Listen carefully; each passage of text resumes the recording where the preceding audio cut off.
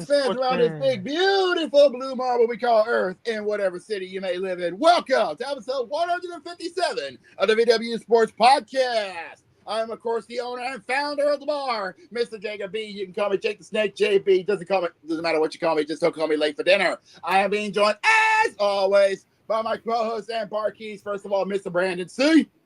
Yeah. And, of course, our other barkeep and financial man himself, Mr. C. Carter. Uh-huh. We're also being joined by our bouncer man himself and deathmatch cowboy, Mr. Zach George. Evening, y'all. And also our regular and Hoosier. be sure to check your gun at the bar. Yes. And our regular Hoosier has arrived as well, Mr. Cody Hagan. What the hell are you drinking? Arizona sweet tea. Mm. Good old Arizona, where the CEO actually is one of the good ones. Well, I was about to say, no, I drink Arizona green tea.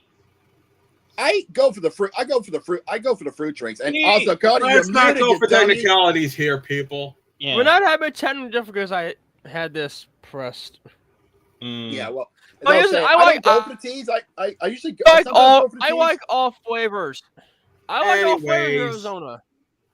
Anyways, I lean heavily towards the juices sometimes, but anyways, that's beside the point. Anyways, I like Arizona tea, but I can't have tea. It's bad for my kidneys. I get chronic stones. Anyway, yeah, that's understandable. But anyways, also, looks like our resident savage has joined us, Mr. Jamal Bedlam, but he will be here for later on tonight.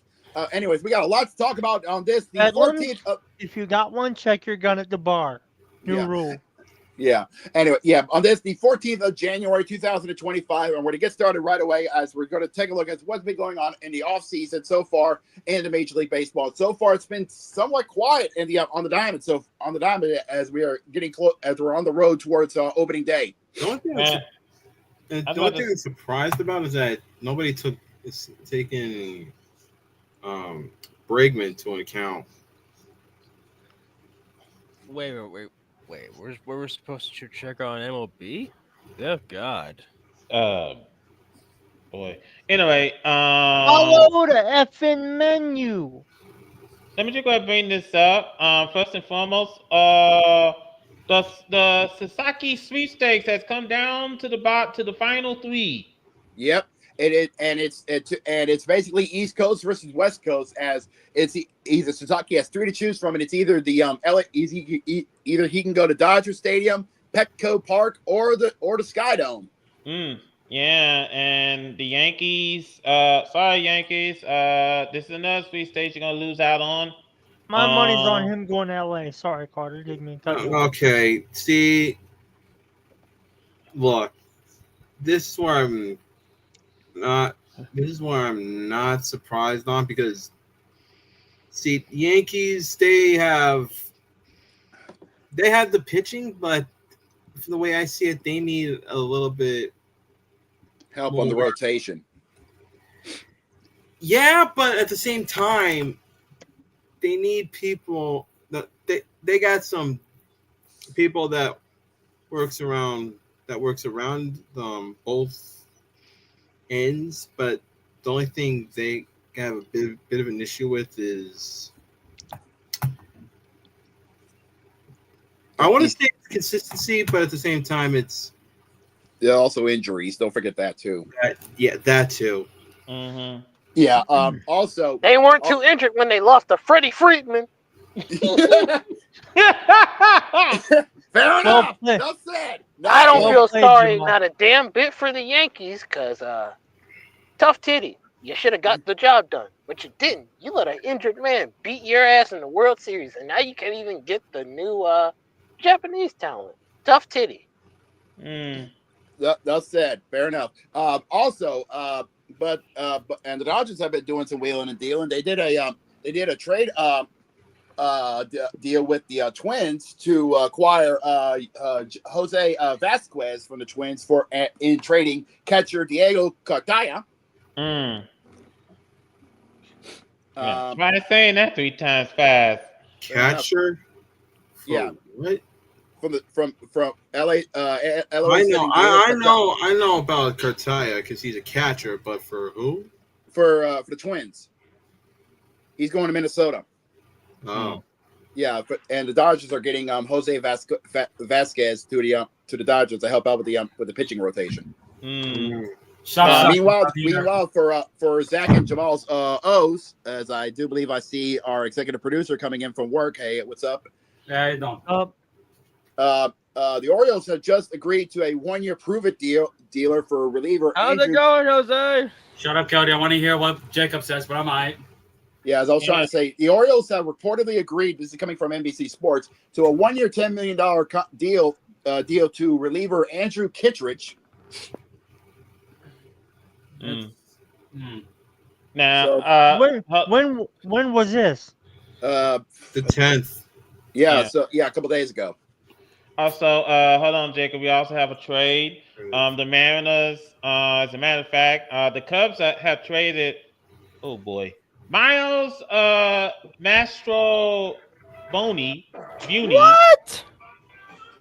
Yeah, they traded him to the Seattle Mariners for cash. What? Cubs, are you fucking stupid? No, I think they got something bigger play, but we don't know the answer to. I see the big goal. They might want to try and tank this season. I don't know. Well, hold on, gentlemen. I mean, I can see the benefits of this trade. I mean, Master Booney didn't do that much. He hit 194 with 4 RBIs in 50 games for Chicago last year. Yeah, that says a lot. I guess his talent wasn't good enough in Northside, so they were like, okay, I think we're going to be moving you somewhere else, and they were like, all right, whatever. Yeah, it was bound to happen because he was designated for assignment when the Cubs acquired Matt Festa on Thursday. So yeah. Also, Pete Alonso has been in some talks with the Mets, possibly getting a new 3-year extension to his contract with some opt-outs with the New York Mets, with the boys in Queens. After he played clutch ball against Milwaukee, and he basically helped the Mets take out the Phillies. You know what? Fuck it, it's worth it. Now, they added Juan Soto to the mix. It's gonna be interesting, but the goal is to get back to the World Series. That's no doubt. Now, speaking of the Yankees and the Yankees fans, ladies and gentlemen, well, let's go. Let's just hit the music.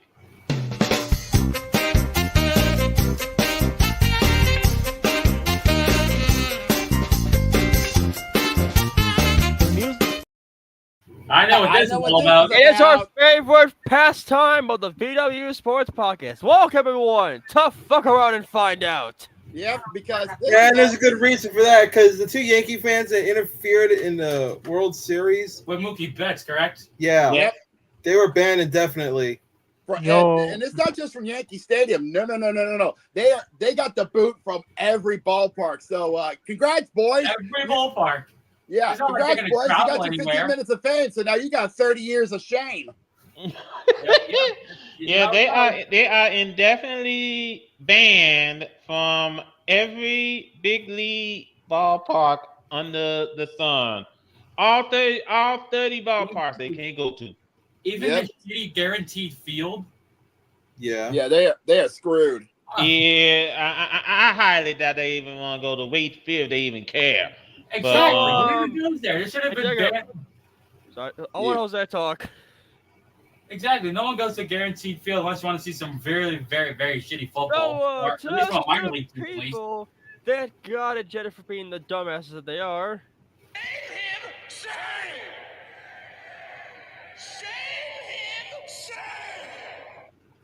Fair enough. I like that. Also, we do have some good news.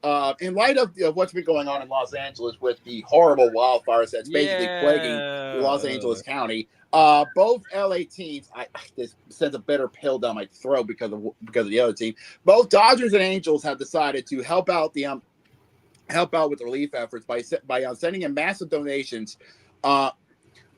Donations with the help out with the firefighters and the relief efforts throughout this catastrophe that's going on in Los Angeles County. Hold on. I know this is a very serious thing, but the Angels are actually spending money. Yes, they are. Shocking. They have to. It's their home. Why And, can't they do that? If they're the ones that are doing that, why can't they?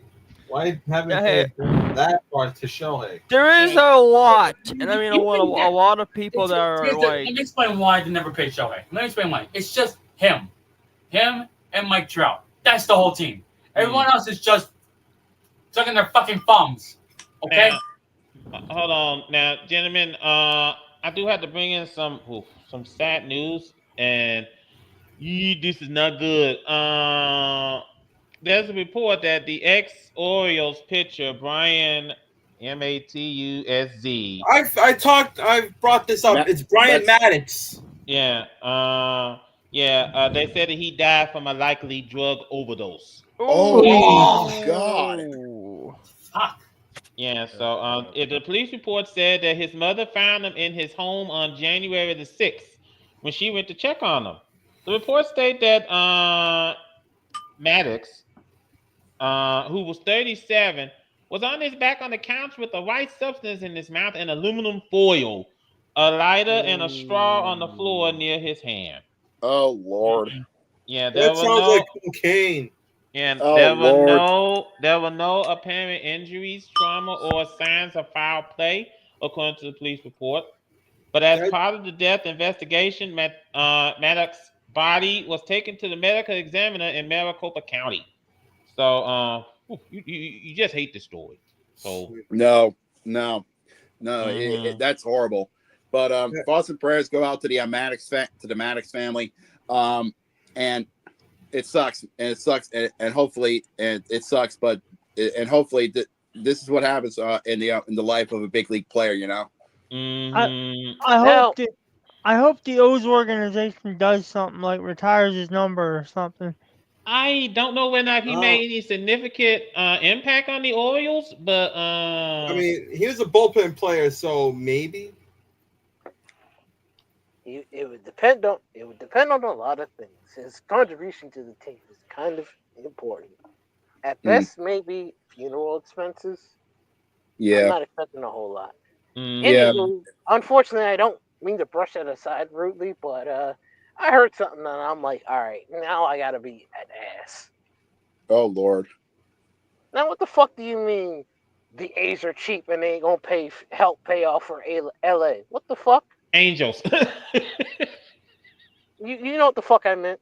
Yes, of course. Jose, what the fuck do you mean by that? Yes, I'm calling you I out. mean, they're not paying the freaking players, are they? The city is pretty important compared to the fucking players. He's got because the city's burning to the fucking ground. Well, sure, the city's burning. That's not even a shore. The city is more important because people are fucking dying and losing their homes.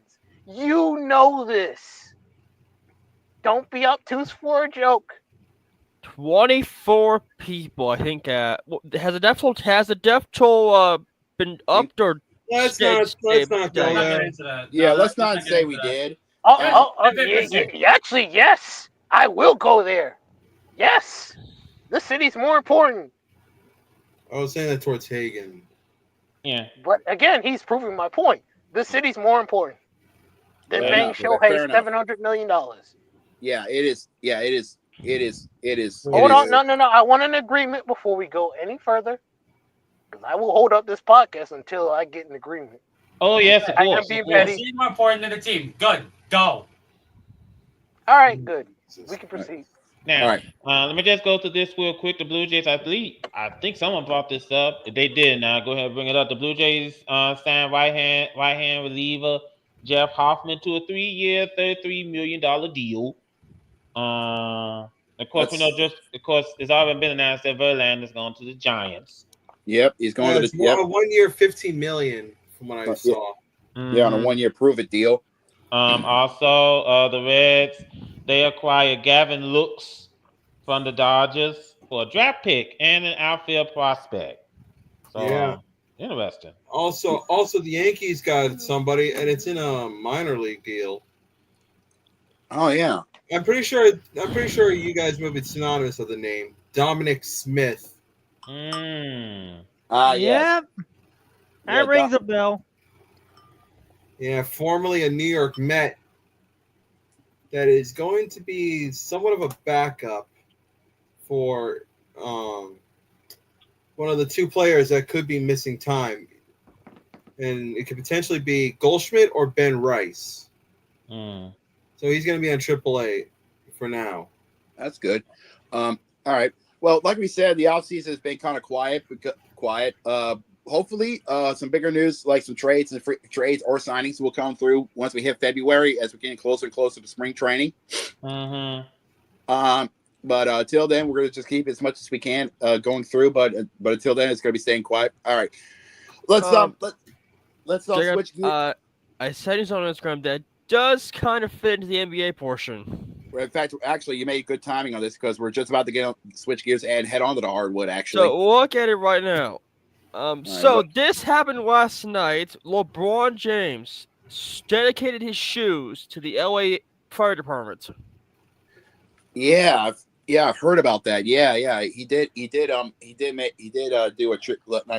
He did do that. Yeah, I remember that. And then I'm gonna go like off script, off menu. Punk did acknowledge the first responders and the firefighters on Raw last night. Yeah, when they were in San Jose. Mm-hmm. Now, this may be just a bullshit rumor, but the Lakers they're looking to trade Bronny and LeBron. I don't see that happening. Let's be honest. Oh, good. Let's flip that script over again. Yep, go ahead, Jamal. Get yours. All right, so let's humor this because this is not the first time this trade has been humored. It's only involving Bronny Jr. now, but this is not the first time it's His name is mentioned. Bronny. Well, Bronny Jr. don't give a fuck. You think I give two shits? These people get paid more money than I do. I'm just waffling. Yeah, fair enough. Yeah. Golden State in a trade with LeBron. Who would have heard that? I heard that last season. It's almost like LeBron doesn't want to stop the rumor from pursuing. He just wants it to hang over the city of LA. Mm-hmm. Nasty work, LeBron. I ain't gonna lie to you. Nasty work. I like you donating the shoes, though. That was cool. It looks like someone has entered the building. No. I'm over here. I just wanted to put my thing on it so I could share screen. That's it. Yeah. Mm-hmm. Yeah, I was about to say. Lakers gotta get their shit together because ain't no way you're five you're five overall in the whole conference. And you're out here with this much clown show foolery going on. No, definitely. Yeah, questions. definitely. If you're doing all this while LeBron has got that stone over your head of possibly getting traded of doing that trade with Golden State, and they're seventh in the Western Conference, behind their so-called baby brother in the Clippers. What is wrong with you? If LeBron goes to Golden State, if he actually does do that, he has no right to give Kevin Durant. Him and LeBron fans as a whole have no right to give Kevin Durant any more shit. I still will give Kevin Durant shit because I'm not a LeBron fan. And I still think what he did was some bitch ass shit. Fair. Well, I think the question has to be asked: are the Warriors desperate in doing it? I mean, is it time to push the panic button? Because they are one game under 500. The Warriors, at the thought of having both LeBron and Steph Curry on the same team, I would not be surprised if they pushed that button.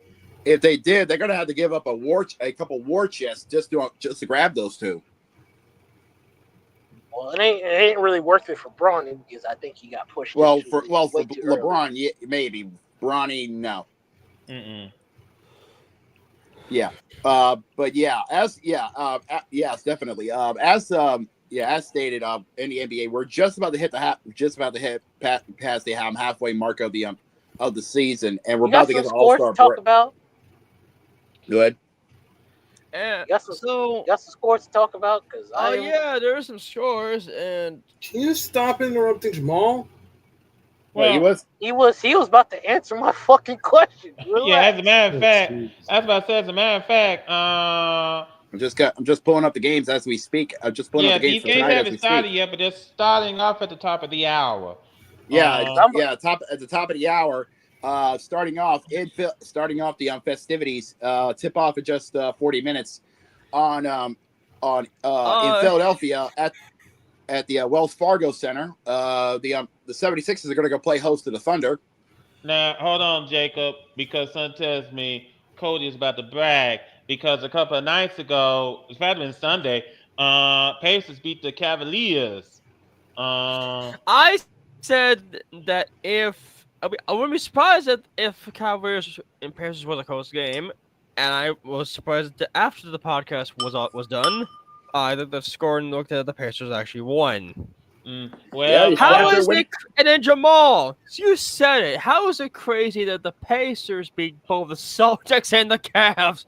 That's just nuts. Here's where I'm about to get very nasty for you. How does the fucking Pistons have more wins over the fucking? No, actually, no. Let me get my numbers exactly right. Tell me how the Pacers can beat the Celtics more consistently than the Knicks. Tell me how the Pistons somehow have the Knicks number and they're a worse team. Explain that shit to me. What kind of black man? I don't need an explanation. I don't need an explanation from Cody because he's the Pacers fan. So I'm gonna let him have a pass on this one. Someone else explain to me how that happened. If you want a proper explanation, wait till later on, and you can ask that to Hickhead because he's the Knicks fan. Oh, don't! If he comes on, he already knows it's on site. I'm gonna troll him because I have no basketball team whatsoever. So there's nothing he can say to me on that accord. Anuses will get ripped wide open. The funniest thing is, hold on, Cody. Hold on. Hold off on your bragging because the Cavaliers and the Pacers they're gonna do battle again tonight. I was gonna talk about that. Yep. That's in fact, on TNT and True TV at the field house. Mm-hmm. And here's the thing: if we beat them again, what does this rank us? If you guys beat them, I have room to say I don't want to hear the Knicks talk about. I don't want to hear any Knicks fan talking about the Pacers are frauds. There is an injury update. We're still going to be under the Magic. But here's the thing: Tyrese Halliburton out with a groin strain. Ow! Yeah, that's where Cavs are gonna take advantage. If the Pacers beat the Cavs without Halliburton, I will double down even harder. How have the Pacers have more wins against top teams than the fucking Knicks? We're 6-0 in 2025. Well, true, but you are on a 6-game winning streak, but you are still 12 games behind the Cavaliers in your division. Yeah, you're still second in the division by Cleveland by a good dozen. That's fair, but they're going to make the playoffs, and if they make the playoffs and upset people, don't be shocked. Then y'all going to sit here. Y'all gonna get mad at Cody for bragging, and I'm gonna sit here and tell y'all. No. Shut the fuck up. This time, no. Last year we said they were frauds because they didn't deserve it, but this time they're actually showing that they actually. They actually are gonna fight. So actually, I'll give them his flowers. They did what they were supposed to do last year. Yeah, I'm sorry. It's not his fault that the Knicks were hurt. You play with what you have, and if you don't have anything good, fair. What are you complaining about? Okay, I'll get that. I'll give you that. And checking the stats, trust me, this kid will get the same flack. Before you check on the standings, Jacob, let's get through the games. Yeah, fair enough. Coming up at 6:30 over in Atlanta, at the State Farm Center, it's the Battle of the 500s as the Hawks and the Suns are going to do battle on Amazon Prime. Over at the United Center, we got the Pelicans and the Bulls. Yep. That's gonna be on Chicago Sportsnet and Go Sports. The Pelicans.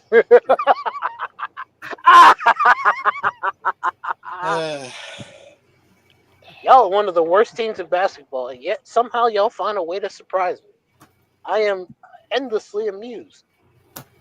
I keep finding crazy shit to find. I don't know. Also coming up at 8:00 over in Milwaukee at the Forum. Pfizer Forum. Thank you. The Pfizer Forum. The Bucks will go head to head with the Sacramento Kings, both with good records. And over at the AA Center, we got the Nuggets. Yeah, over at the AA Center, we got the Nuggets and the Mavericks. I like that nickname. I might have to use that. That's over at Big D. That's gonna be that's gonna be on TNT as well, or for on True TV, or for your local boys, KFAA. I think that's for Denver. Oh yeah. Also, you can also stream this game on Max. Yeah, if you got HBO Max. And then rounding out the festivities on the nightcap at 10:00 at the Moda Center. I know it's called the Moda. You're so used to calling it the Rose Garden. We always call it the Rose Garden, by force of habit, you know. The Trailblazers and the Nets are going to do battle to round out tonight's festivities. I got. You all right? Now, I think now back to the standings real quick. Best. Yep. As we brought up, the Cavaliers are pretty much far ahead in the conference, but Boston's right there lurking. Yeah, if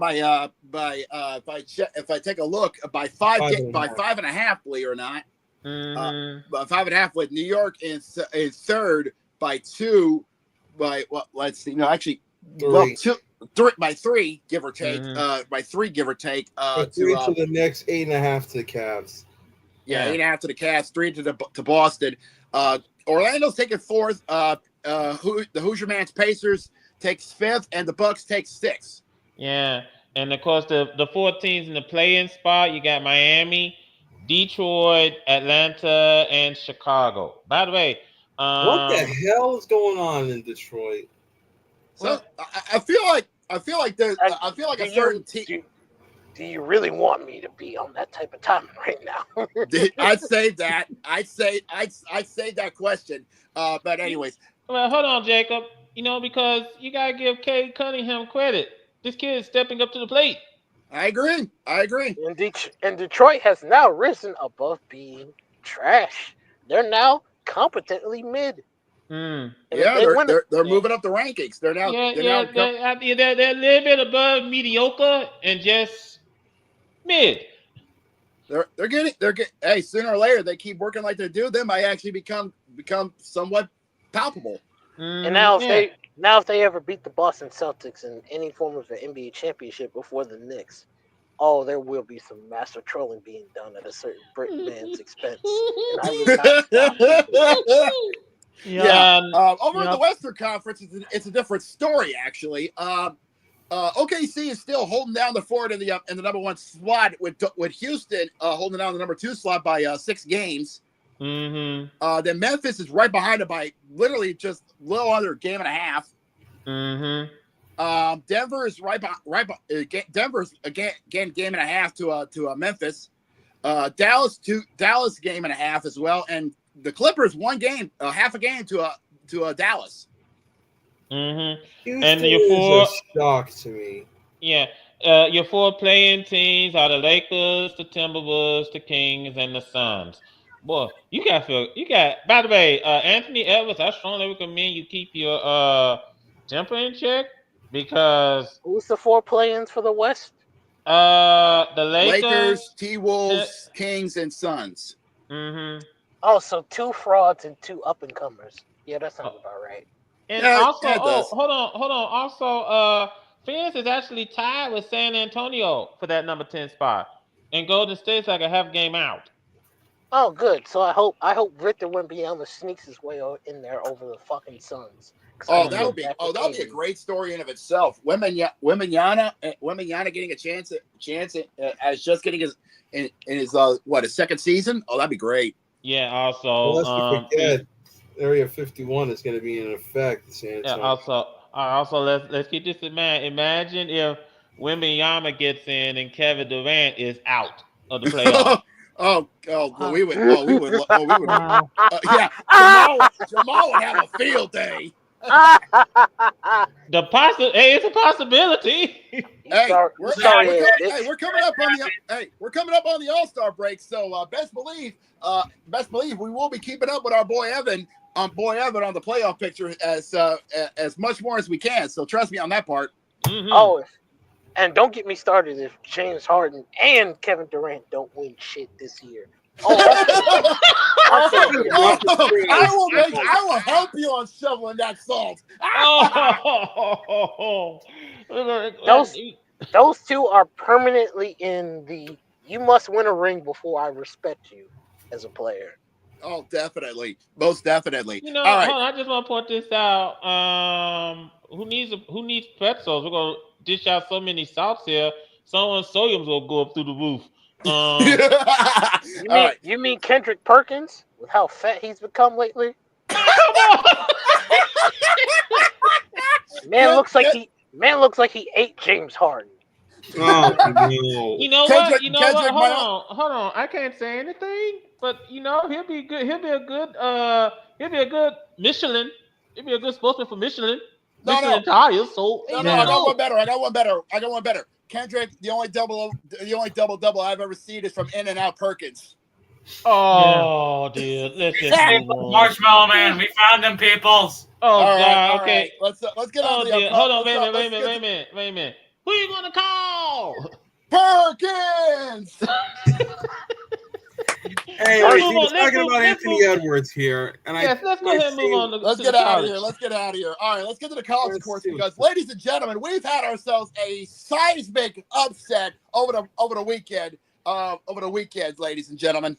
Yeah, first and foremost, last week, number 1 went down. And the Gators of Florida pulled off the upset of the year and chomped the number 1, the Tennessee Volunteers over the weekend, and chomped out the Tennessee Volunteers over the weekend. It wasn't over the weekend. It was last Tuesday.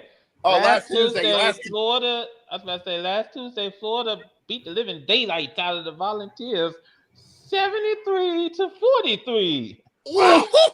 Yeah, by 30. God, belt to ass. Yeah. Golly. Yeah, just went to the woodshed and just went straight to town. They put him in the Gator death row and then they started feasting. Now I got a question. Volunteers, is your backside red or is it purple? There were more upsets that happened on that same day too. More ass whoopings. Yeah. Georgia defeated Kentucky last Tuesday, 82-69. Ooh. Well, that's nice. And that is not. It's not if you're Kentucky. It's not if you're it's not if you're Kentucky, but it's not if you're Kentucky. I'll tell you that much. Yeah, but you be having the ball. But now over the weekend, looking over some of these scores over the weekend. Arizona defeated the Mountaineers of West Virginia 75-56 last week. Yep. So safe to say we're just about to hit the halfway mark of the month, and already the madness is already starting to build. Yeah, it's building, guys. I said it before, and I'll say it again. Watch the upsets. They are a precursor to March Madness. Hey, you've been saying that, Jose, and you know it. And speaking of which, let's take a look at the top 10 so far, as the polls were dropped last night, and we got ourselves a new top 5 as we speak. Starting off, the Tigers of Auburn have now taken over the number 1 slot in the AP Top 25. AP Top 25. Yeah, I was about to say, hold on, Jacob. You know what? I know one person who is smiling from ear to ear. Charles Barkley. Yep, he is a former Auburn alum. And Auburn alum, so much so he's actually got he actually has a statue of him over at the Auburn campus. Go figure. Yeah. If you know inside the NBA, you know that EJ in the game roasted his ass over that. Charles. And it's funny. Charles, I never won a ring, Barkley. Because at 7 in the SEC network, if you got it, they're going to be playing host to the 15th ranked team in the nation, Mississippi State. That's coming up in just under 30 minutes, Lee, and I'll tip off in under 30 minutes. Hold on, Jacob. Let's go ahead and get through the top 10. I was just about to continue with the top 10. Also, moving up in the rankings is the Cyclones of Iowa State, number 2 in the nation. They're going to be playing also coming up in later tonight against the Jayhawks of Kansas, number 9 versus number 2. So a top 10 battle coming up tonight. Nah, Brent said that's tomorrow. That is tomorrow. Yeah, you're right. Now, Tomorrow night. number 3 is Duke at 14-2. Funny you mentioned Duke because they're playing against. Yep, the Hurricanes of Miami. That's later on tonight at 9:00. Come on, Miami. Come on. ESPN. Yep. Number 4 is the Crimson Tide of Alabama, and they're going to be Carter. You better be ready because the 21st ranked Ole Miss Rebels is going to Alabama. Yeah, they're going to be making a trip. They're going to be making a trip east to Tuscaloosa to take on the Crimson Tide. Yeah, that's gonna be a good game. Also, Florida is number 5 after upsetting Tennessee last week. Yeah, they moved up 3 slots from number 8 in the nation. Missouri. Yeah, they're going to be playing against Missouri later on tonight at 9:00. Tennessee moves down 5 slots to number 6 in the nation. They're going to be facing off against the 23rd ranked Georgia Bulldogs tomorrow night at 8:00. Tomorrow night at 8:00 in Nashville. SEC Network. Yeah, that's on the. And then staying in their spots but still holding strong. Marquette University at number 7 in the nation.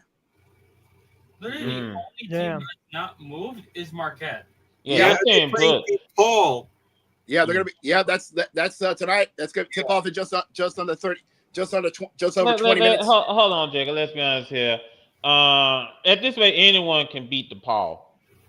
Yeah, be fair enough. If you've seen their records, if you've seen the Paul's record, 9-8. They're just above 500. So fair enough. Also tonight, like we talked about, Kentucky number 8 in the nation. Moving down 2 slots to the 11 ranked Texas A&M Aggies. Yeah, that's tonight in Lexington. We talked about the Jayhawks, number 9 in the nation. They will be facing Iowa State tomorrow night at 7:00. Yeah. And then moving up into the top 10, congratulations are in order. Taking Texas A&M spot is the University of Houston. Nice job, Cougars. Yeah, the Houston Cougars, I believe. Yeah, they're going to be playing tomorrow night against West Virginia. Against West Virginia Mountaineers. Now, outside of the top 10, later on tonight, and I'm pretty sure Cody's going to be doing some scoreboard watching. Illinois is traveling to the Assembly Hall to face off against the Hoosiers of Indiana. Yeah, Illinois is number 19. Yeah, number 19 in the nation. We're talking about that? I thought y'all weren't talking about that. Well, Illinois is number 19. What the hell? Oh my God! Even though your Hoosiers are not ranked, you're facing a ranked team. Yet, good God! How much concrete is in your skull? The whole truck worth. Now, Depot's worth. Also, easy, gentlemen. Chill, man. Okay, easy. Also, we got Ohio State traveling to the Kohl Center to play against Wisconsin. Oh, Wisconsin. Yeah, over in Madison. That's also going to be on Peacock. Big Ten matchup right there. And then rounding out the festivities in the desert. The 25th ranked Baylor Bears are going to make the trip out west to take on the Wildcats of Arizona. Yeah. And the other 3 games you got to watch out for tomorrow night, since they're ranked. The 17 ranked Purdue at 9:30 at the Big Ten Network is playing against Washington. That's tomorrow night. Also, hold on. Also, tomorrow we got Penn State and number 12 Michigan State. Yes. Yeah, that's going to be on the Big Ten Network. And at 11 o'clock on the CBS Sports Network, the 22nd ranked Utah State is going to play against UNLV. That's going to be at the. I think that's either the Thomas and Mack, or they possibly relocated. No, it's at the Thomas and Mack Center. Oh, they still got it going. Nice. Well, just because they built the T-Mobile arena doesn't mean that every single sporting event. Not every single team's going to go there. Fair enough. And even if UNLV did eventually move to the T-Mobile, the National Finals Rodeo would still be using Thomas and Mack. That is true. Fair enough. Now then, to the women. Let's flip the script. Let's flip the scripts and get the women on the things. Let's check out their top 10. Yeah. Give me a sec. Now then, number 1 is UCLA at 16-0. Still holding strong, still holding down the fort. And number 1 in the nation is the Lady Bruins. Somewhere Matt has got a little bit of a smile on his face. Speaking of UCLA, they're going to be playing tomorrow night, 9:30 at Peacock against the Penn State Nittany Lions. The Lady Lions of Penn State. That's going to be an interesting battle right there in the Big Ten right there. Number 2 is South Carolina. Still holding down the fort. And number 2 in the nation is the reigning champs. They're playing on Thursday against 19-ranked Lady Crimson Tide. Yep, holy shit! My Irish are still at number 3. Yeah. Hold on for a second. Let me back up about Dawn Staley. She's doing a magnificent job as usual with the Lady Gamecocks. This team, even though they suffered one loss this season, they are still dominant. They're showing that one loss is to quote the Black Knight in Monty Python, "'Tis but a scratch." Now then, as it's Zach funny brought you up, mentioned Notre Dame. Yeah, I was about to say, hold on. Speaking of, Zach just spoke about this. Notre Dame is number 3 in the country, staying put. They're 14-2. Yeah, I was going to bring this up because they're playing Georgia Tech. They're facing up against the Yellow Jackets at Georgia Tech this Thursday at 6:00. Yeah, the ACC network. Staying at number 4 in the nation, somewhere Ray's got to be smiling ear to ear, is this Lady Trojans of USC, 16-1 on the year. Oh, they was meant to be playing tonight, but it got postponed due to the wildfire. It would be they will be playing this Sunday at noon. Yeah. Now then, Jacob Slade Tigers are 18-0. Well, not actually 19-0 after beating Vanderbilt 83-77. But yeah, I was about to say, Jacob, for some odd reason, ESPN still has your record at 18-0. Well, Yahoo Sports has it at 19-0. Discrepancies, you gotta love it. But yeah, but we moved up to number 5 in the nation. Moving up. Still. And you're playing this Sunday against the Gators. Yeah, in Gainesville at 1:00. Number 6 is UConn. UConn is 15-2. Yep, they're going to be playing tomorrow night against St. John. St. John, thank you. St. John tomorrow night. I got a feeling UConn is gonna run roughshod through the Big East. Most definitely. Don't be surprised if that happens. Yeah. Be prepared if they decide instead of being the heavy favorite, they decide to become the dark horse for the women's March Madness. Yeah. Number 7 is Texas at 16-2. Yeah, they're playing Thursday on SPM Plus against Auburn. Yep. That's at 7:00. At number 8, holding down the fort at number 8 is the Lady Terrapins of Maryland. Let's go. At 15-1 on the year, they're going to be playing tonight at 7:00 against the Golden Gophers of Minnesota, 8 versus 24. That should be interesting.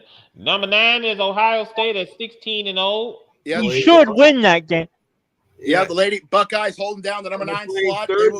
They're playing Thursday, the Buckeyes against Wisconsin. Yeah, they're also going to be making a trip to Madison to take on the Lady Badgers. And then a new player has entered the top 10, ladies and gentlemen, and it's the Lady Horned Frogs of Texas Christian University.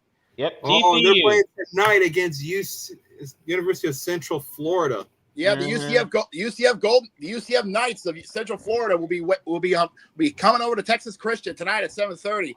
Now, outside of those games, we got number 23 Utah. They're playing against Baylor later on tonight, and also we got Oklahoma State versus Houston.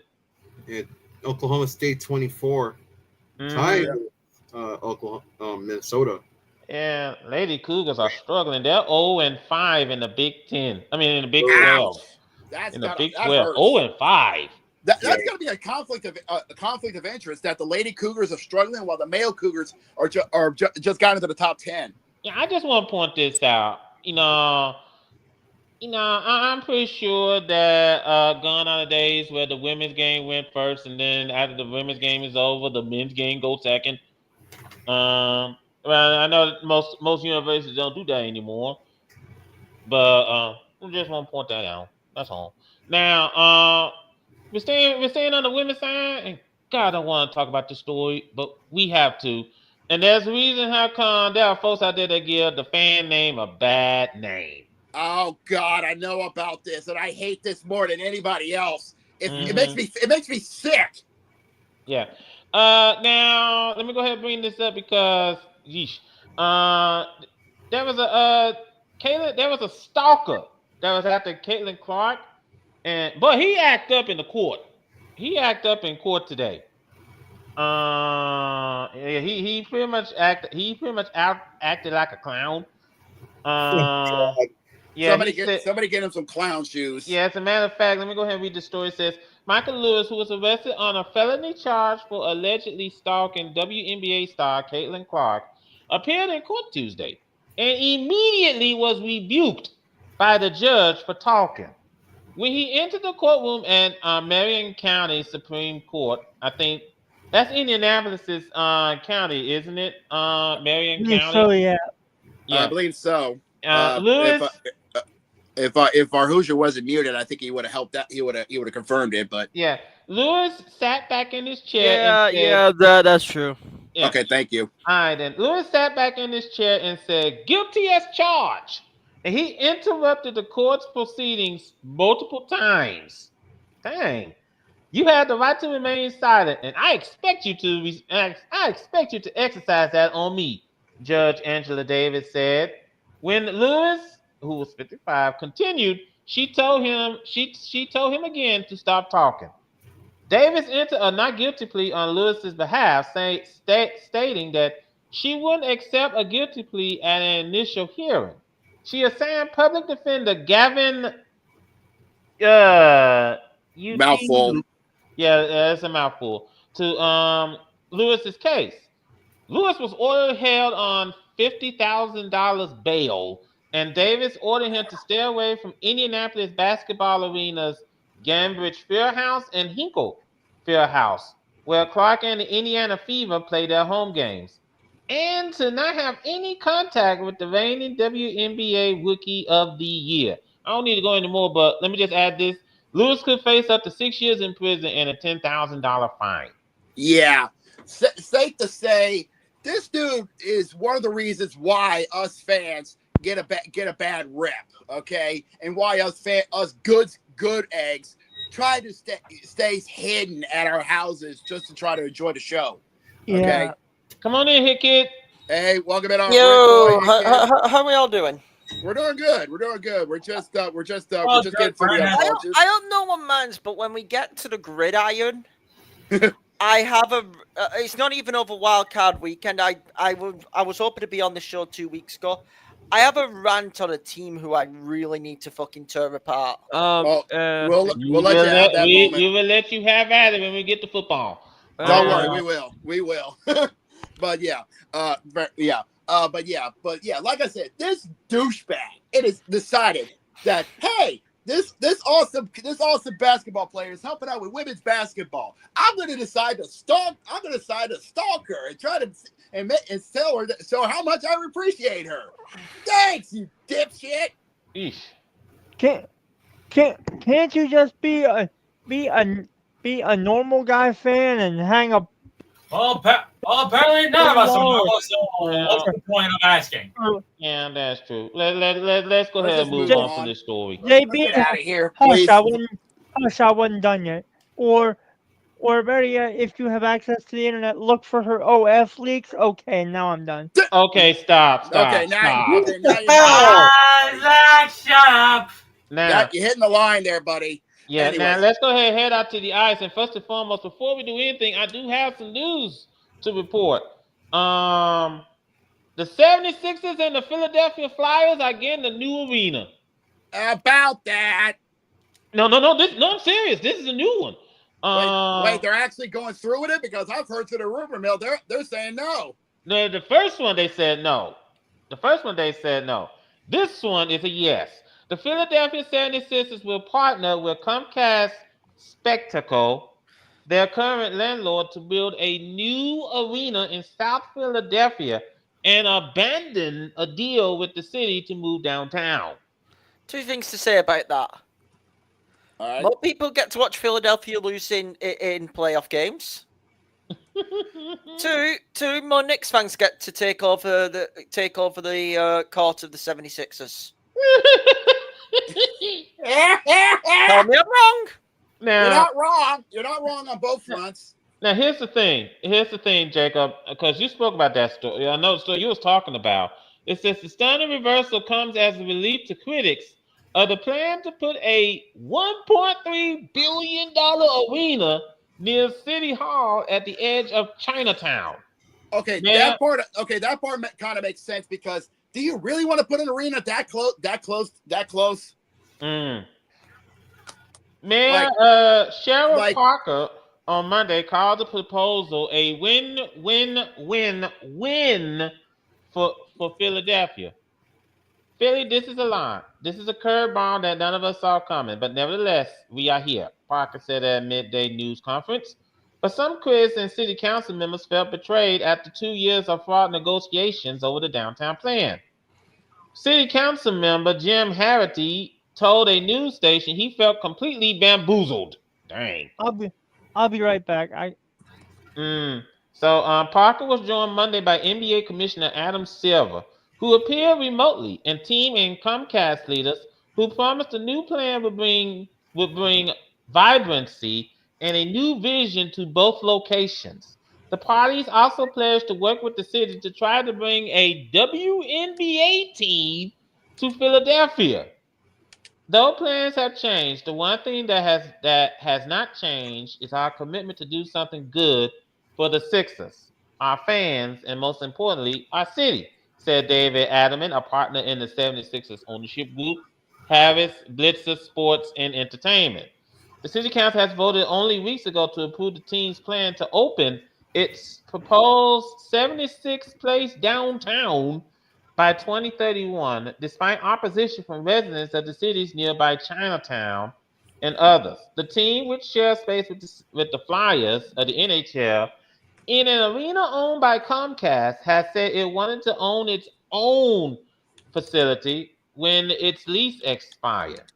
But the rival sides started talking 2 weeks ago before looping in city leaders in the high-stakes talks over the past 3 days. Wow. So the team, whose ownership group is led by investor Josh Harris, says it has formed a 50-50 joint venture with Comcast to replace its arena in the South Philadelphia Stadium District by 2031. Comcast will also take a minority stake in the team and work together on the WNBA bid, the party said in a joint statement. I don't need to read anymore, but I just think that honestly, this is a smart decision. Honestly, it is.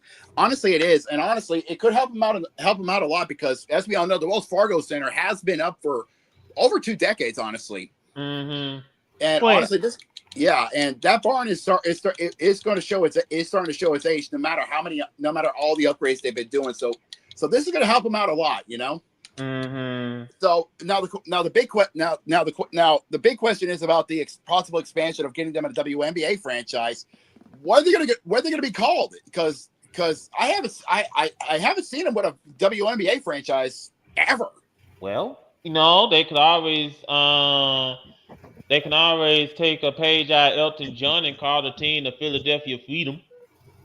Ooh, that'd be a good name. I like that. After all, remember there is a hockey team named the St. Louis Blues, and it was named after a song. True, that's fair.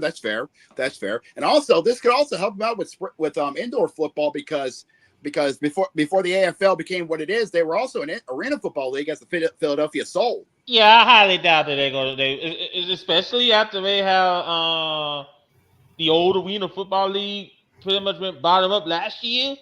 Well, they could come back in the indoor football league. That's true. The possibility. Wait, the IFL is still a thing? Yeah, they're still going, and they're going strong. Wow. Philadelphia Freedom. Let's not call them that when Joel Embiid's knees need freedom. God damn! You remember all these Phillies fans, Sixers fans in the offseason when they got Paul George saying, "Oh, we got the big three. We're gonna crush Boston. We're gonna, beat the Knicks up. We're going No, to. the fuck you're not. No. Let me finish. This was the Sixers fans saying we've got the big three now with Paul George, Maxey, and Embiid. We're going to sweep the East. We're going to take Boston out, who are the best team in the East. Yeah, okay. How We're are you? Oh, yeah, outside looking in. Yeah, we're going to beat the. Yeah, they suck.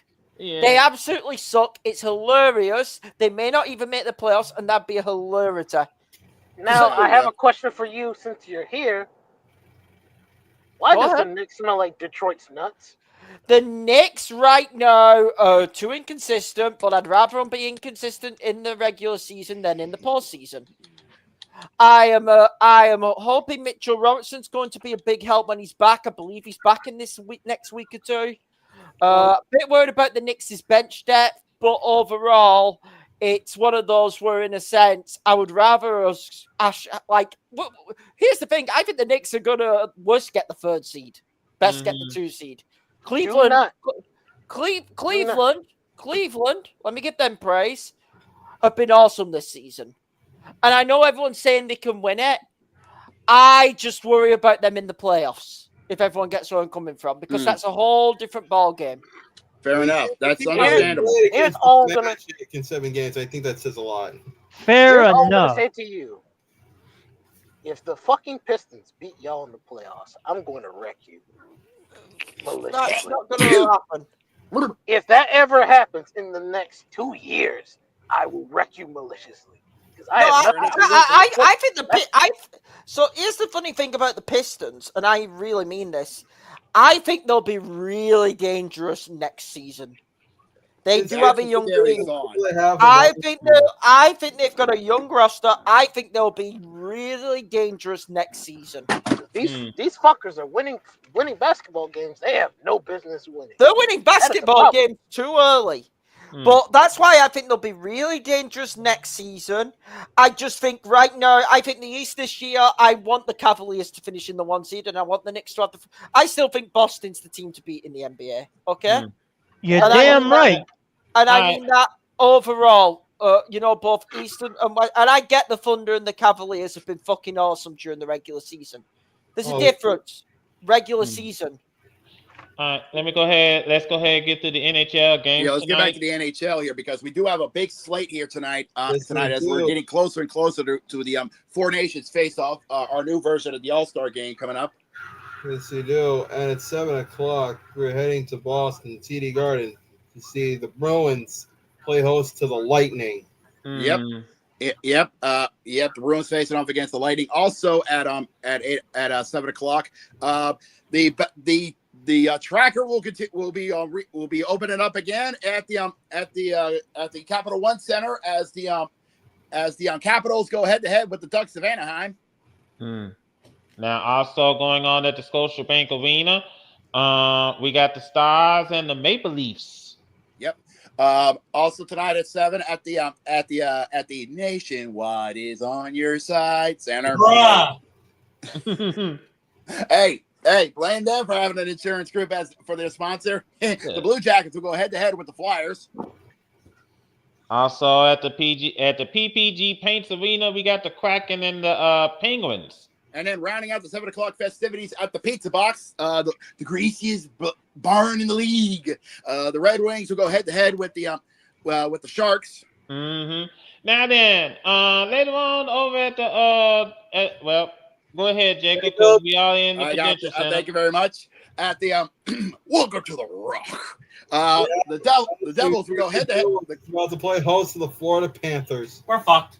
Hey, wait, hold on, wait a minute. To be fair, the Devils they're off to a good start. They're 26, 15 and 4. I'm sorry, who are we facing? The Florida Panthers. Champs.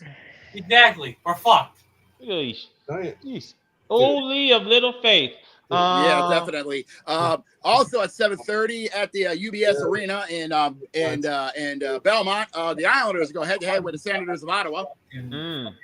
Now, around over on the USS Enterprise, we got the Flames and the Blues. Yep, that's at 8 o'clock. Also at 8 o'clock in Smashville at the Bridgestone. Hopefully they got the tires. Hopefully they got themselves a new tread Well, they probably might got some new treads, but go ahead to get a new dumpster because their dumpster's on fire. Yeah. The Predators will be going up against the Golden Knights of Vegas.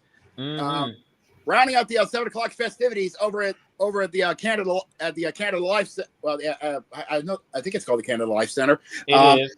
The Jets of Winnipeg will go head to head with the Canucks of Vancouver.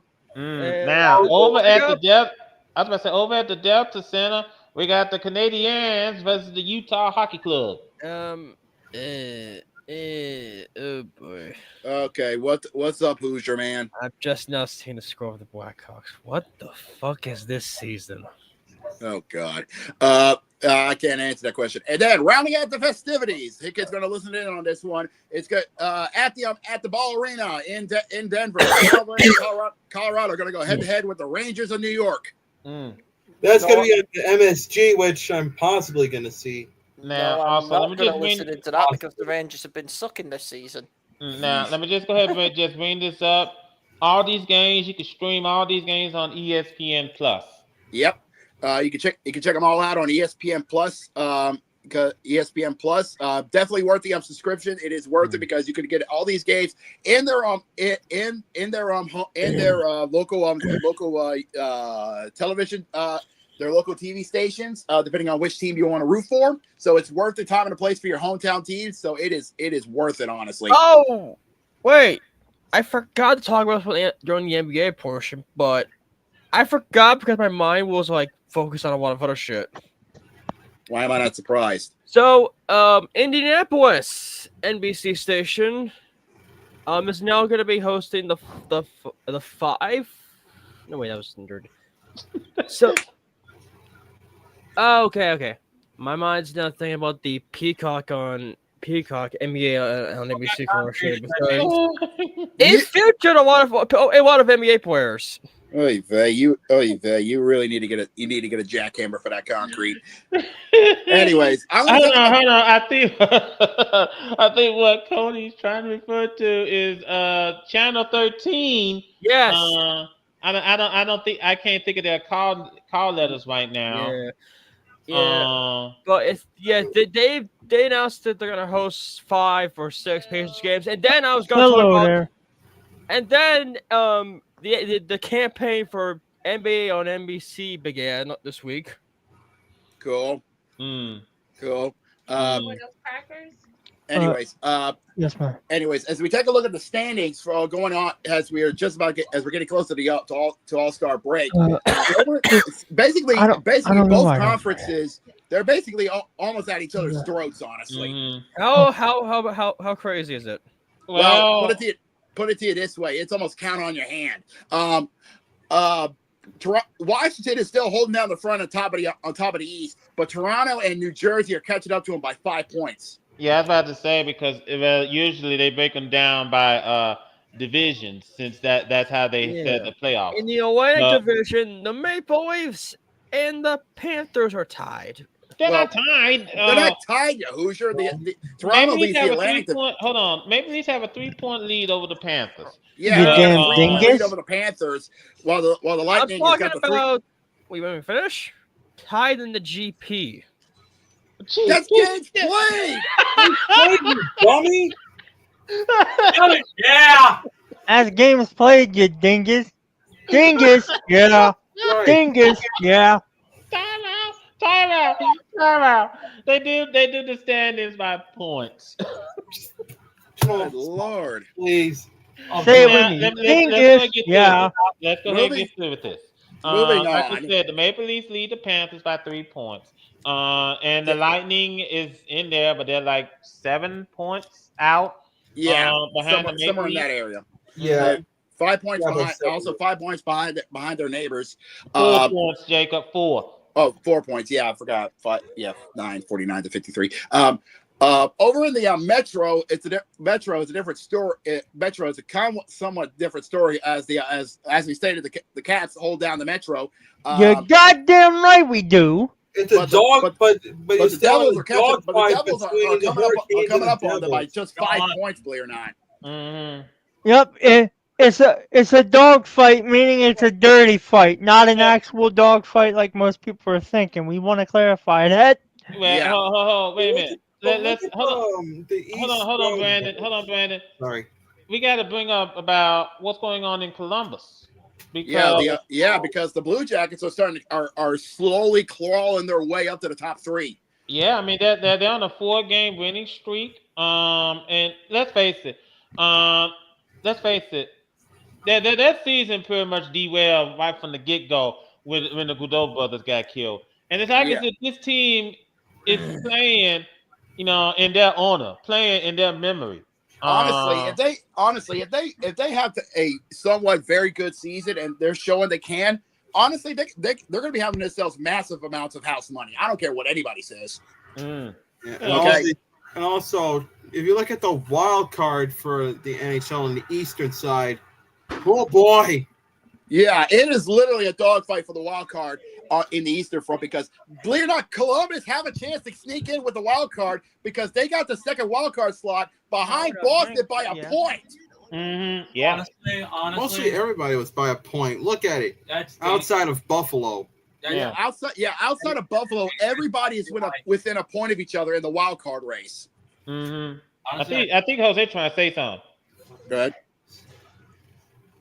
Jose, go ahead. What do you need to say about it? it's crazy, but I feel like Columbus should be eliminated. Oh, Wow. Wow. Yeah. Hang on, boys. Okay. Now, Wait, hold on. Do you I know got an y'all- explanation for it, Jose? I know you're wondering why. I don't need to explain much, right? They just need to get this season done and over with, because they got a giant hole to fill. Fair enough. That's understandable. Fair enough. That's understandable. But yeah, and as I take a look at the wild card on the Western side, it's not as tight as what you think it is, but it's close because Colorado and Calgary hold the 2 wild card slots, but Vancouver, St. Louis, Utah, and Anaheim are slowly catching up. mm-hmm. Now, meanwhile, on the top half, Winnipeg is leading the Central, but Minnesota and Dallas are right there. Yeah, And Colorado's right there too. Yeah, Colorado's catching up as well. But yeah, Minnesota is just 3 points behind the Jets, and same with Dallas behind Minnesota. Mm-hmm. Now over in the Pacific, where Vegas has the lead, but Edmonton is charging right back into this race, and so are the Kings. Oh yeah, Edmonton has proven that they don't want to be known as the Fluke Meisters after that amazing Stanley Cup final run. Hey, don't sleep on Colorado, Calgary, or Vancouver. Yeah. Hey, I ain't giving them any no passing glances. Looks like Jamal left. He could be back. He'll be back soon. Yeah. Yeah, and yeah. So safe to say, this is gonna be a very interesting run as we're about to get to once we get to the All-Star break and into the second half. Because safe to say, all bets are going to be off, and all these teams are going to be fighting tooth and nail to get into the Stanley Cup playoffs. And we might be seeing a Stanley Cup playoffs that might be rivaling last year. Mm-hmm. Now, hey Jacob, are we switching over to the college football? Yes, we are. Okay, can I say something? Speaking of truth and nail, this playoff, the Final Four, was a dogfight. At least all right. I'll let him have that because he did miss that, so I'll let him have his moment. Go ahead, Cody. Ladies and gentlemen, we all predicted that the chaos could happen, and ladies and gentlemen, it has happened. Notre Dame, for the first time in a long time, is making it to the national championship. But then Ryan Day slapped his shoulder on the table and said, "Hold my beer."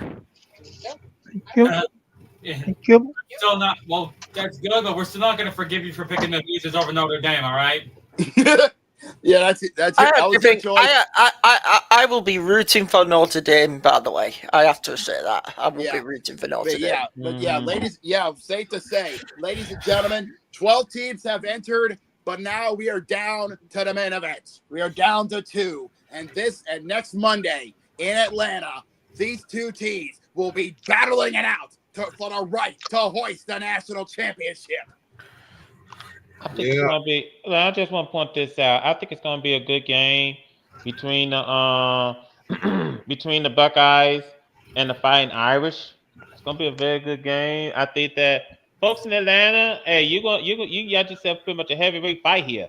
Oh, most definitely. And this is a very proven heavyweight fight because even though Notre Dame did not have a very strong schedule to say the least in the regular season, they have been basically on a tear ever since that shocking loss to NIU in week 2. Mm-hmm. Now, to Penn State in Texas, you did pull off a great season. Well, just Penn State scheme. mainly, but Texas, I don't know what happened to you. Yeah. You two have pulled off a good season, but it was just Ohio State and Notre Dame who wanted it the most. And can we talk about Notre Dame versus Penn State? Holy fuck, that was a good game. Oh! You ain't getting any complaints out of me. That was a real good game. Mm-hmm. That Orange Bowl is going to go down as one of the best. The biggest mistake Penn State did was that interception. That was the game killer right there. That one pick that bit him in the ass. But I respect that because let me explain why. Shows you how fine of a margin that game was. Definitely. That field goal, that kicker has been missing kicks all season long, and this night, on that night, he proved the haters wrong. Yeah, and by the way, it looks like the kick was hooking right. It felt like it was hooking right, but it just got in there. Okay. Yeah. And I'm going to say this to Penn State. All I'm going to say is this: lick your wounds. I want you to come back because if you can have that fire going all the way to the semifinals, bring it. Come back stronger.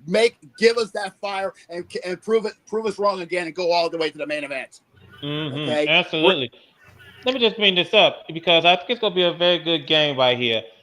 First and foremost, as Cody mentioned, got to tip your hat out to Texas and Penn State on getting it to the semifinals. Just to play against teams that won it a little bit more.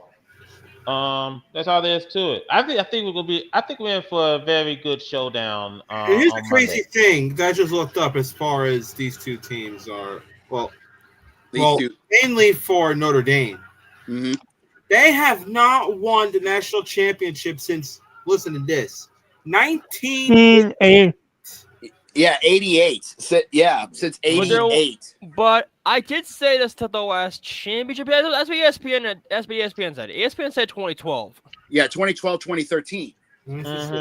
Parents. I'm not wrong. You can't. No, he's not. I'm just clearing my throat. Their last appearance, and the last time they got to the title game, unfortunately, they faced a heavyweight juggernaut in Nick Saban's Alabama. Yeah. Okay. And we all know what happened there. They got shellacked. Mm-hmm. Because Alabama's Alabama. Yeah, it was bound to happen. Yeah, but which is fair. I'm gonna take this as the first stretch. I'm thinking Notre Dame's gonna actually do it. We'll have to see what happens because Ohio State, has the more recent college football playoff national championship experience because this is the first time they haven't been here in less than a decade, believe it or not. Mm-hmm. And guess what? This is ran under Ryan Day, who is a juggernaut. Ryan Day has to win this game though for his job. Yeah, I'm sorry. This is the only way Ryan Day gets, forgiven for the Michigan debacle. Yeah. Yeah. Let me just point this out. It's funny you say that about the Buckeyes because the last time they won the national championship was 11 years ago. Yeah, a little over a decade ago. Hold on. Let me go ahead and wrap this up. Because as Brandon brought up this is Ohio State has a chance to win their first championship since the days of Urban Meyer.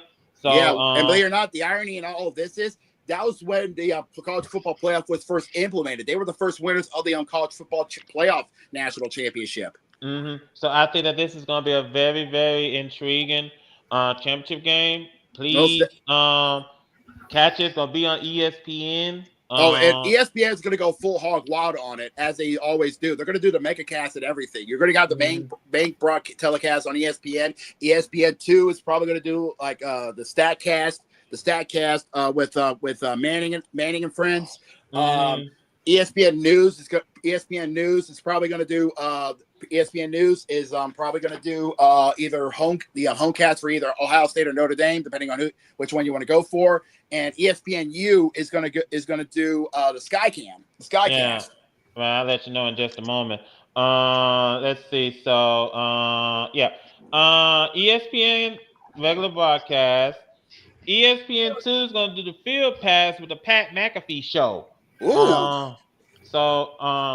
ESPN News. You're enough of McAfee when it comes to fucking wrestling commentary. Sorry. Yeah. ESPN News, they're doing it for Skycast. And ESPNU, they're doing it for the Command Center. Okay, they're doing the Command Center. Okay, gotcha. Now I also feel sure there's also going to be a special telecast on ESPN Plus. So I don't know what they're going to be doing. ESPN Plus is probably going to do the homecast for the for both teams. Yeah. Mm-hmm. So using the radio broadcast, I can see that. But overall, I think it's going to be a good game. Hey Carter, can I get in here? Go ahead. Go ahead. I know certain people just said they're sick of hearing Pat McAfee, but not only is he great at wrestling, like he picked that up really fast. But fucking no. Now I have to push back. I have to push back. He's a fucking mark on commentary.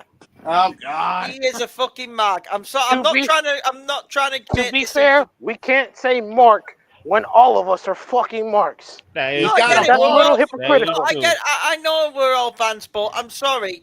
Cole's done a good job teaching him. I'll give him that. But compared to some other commentators, no, I'm sorry. Do you know the one person who's been pissed on social media that he's been relegated to NXT commentary? Can I fucking finish? Let him finish. We're not doing a wrestling thing. This is Jesus Christ. Finish this and then cut it. I couldn't hear you, Zach. Sorry. All right.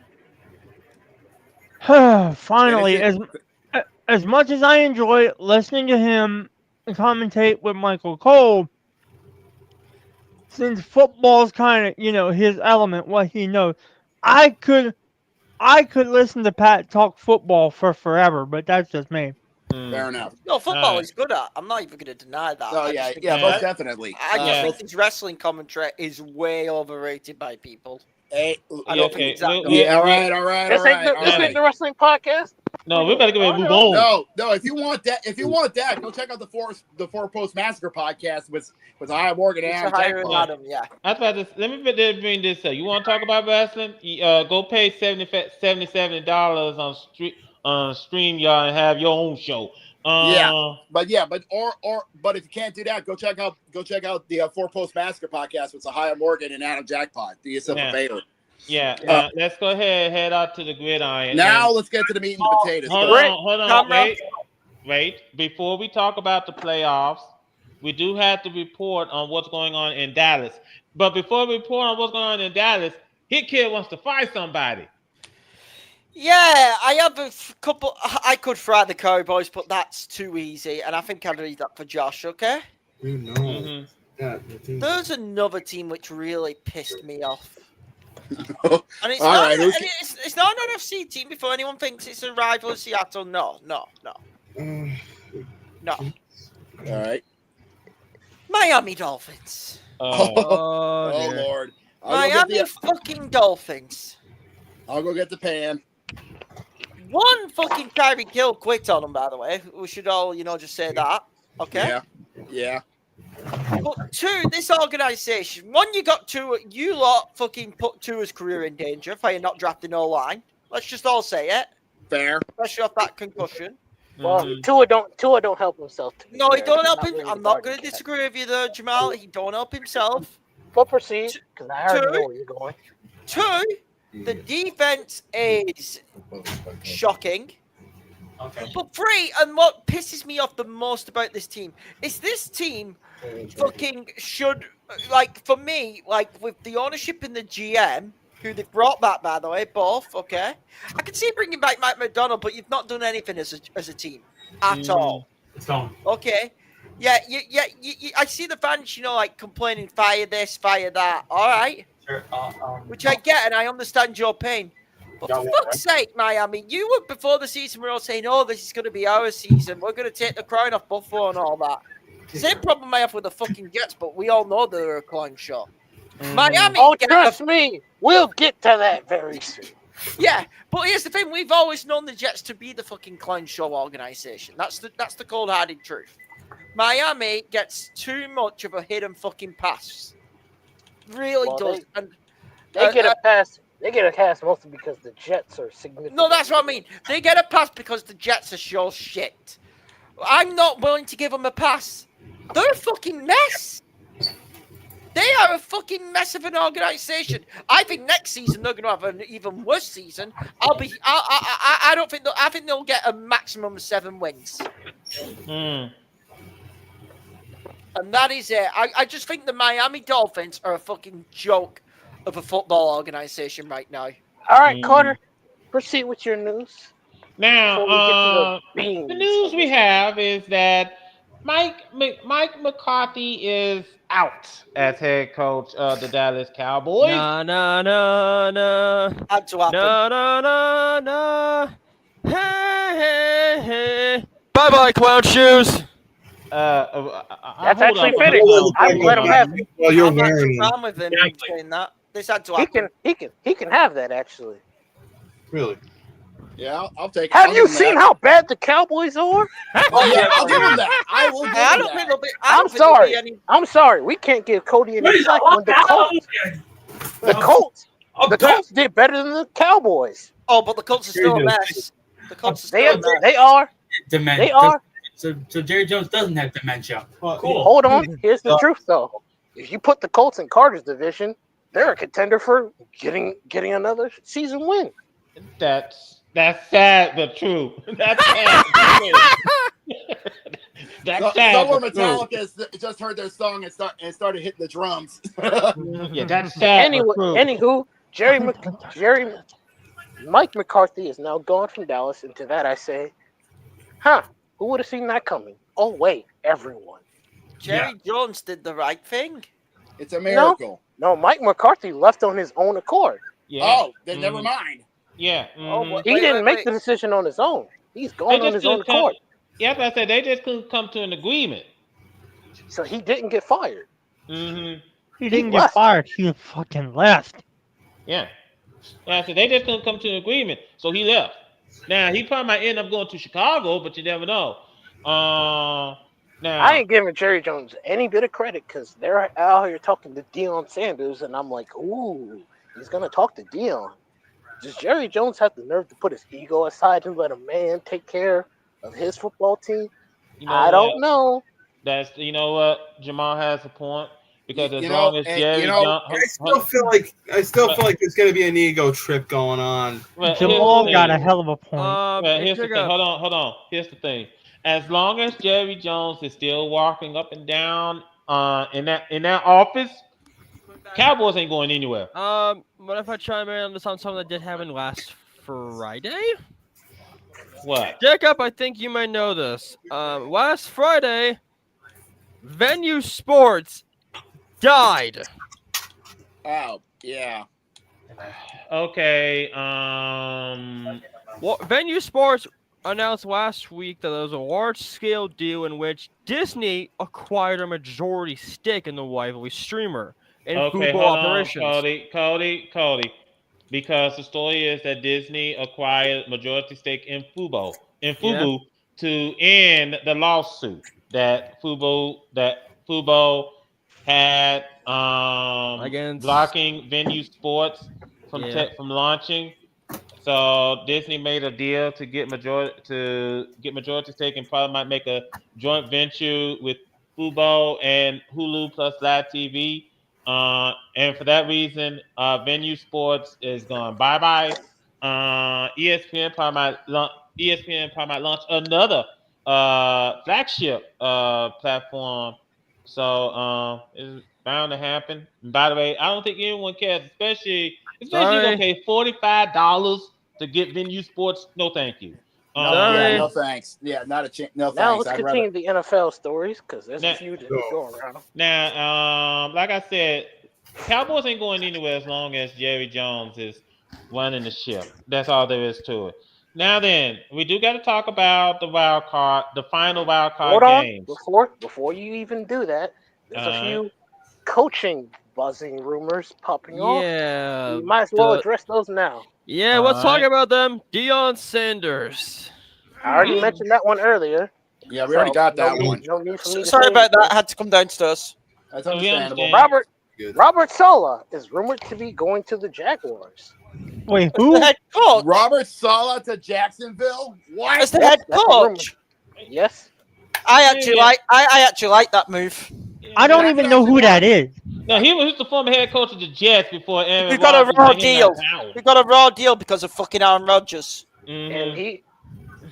And if he doesn't go to the Jaguars and doesn't get a head coaching job, he has the 49ers defensive coordinator position to himself. Well, you did bring up Well, Josh.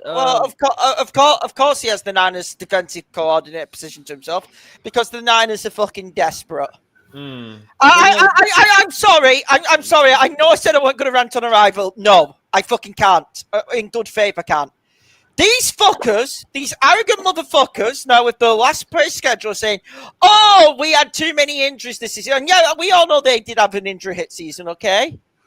But you're an aging squad. Rumor has it you're keeping Debo. You're about to pay Purdy. Your cap space is going to be in fucking hell. Your team's not getting any younger and all that. I still don't think you're the best team in the division. I think that's the Rams. Healthy, that's the Rams. Although I think Stafford I think this is playoff run for him because we'll get into it. It's his last season at this level. Like, this team fucking bring it upon themselves. They really bring it upon themselves to their fan base with the fucking arrogance. Hey, Hit Kid, can I hop in right quick? Go ahead. My grandmother, Mary Gover, God bless her, for a long time, even before I knew her, loved the 49ers.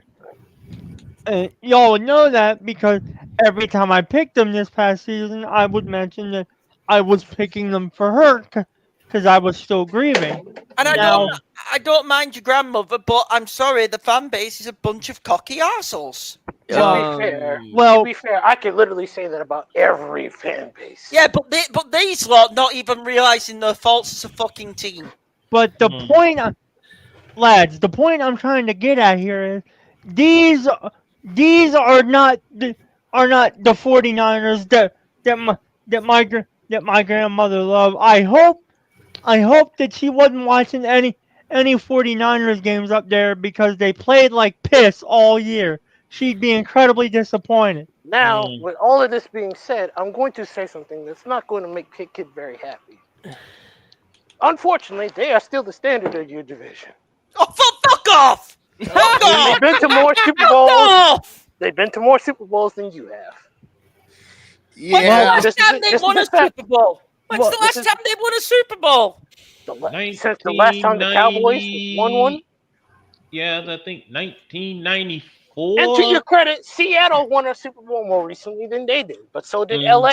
I mean, they've been like fucking irrelevant recently. And I'm sorry, the other thing that's pissing me off, by the way, they think because they'll have all the weapons back. Can we all agree? We all love Christian McCaffrey as a player. Yeah. We know he ain't the same anymore. And by the way, caught up with him. I'm glad you're here because I do have something to hold you accountable for, too. Go on. Remember when you said you were going to be 9-8 and make the playoffs? What happened to that? I'm pulling up that receipt. We were 10-7 and missed the playoffs. And you didn't make it. So what I'm telling you is, at least we got a better record. You're in no better of a position. Yeah, we had a 10-7 season with a top 5 worst offensive line in the league, which is fact, by the way. Before you even fucking dare try and turn that on me, that is fact. We had a 10-win season with a top 5 worst line in the league.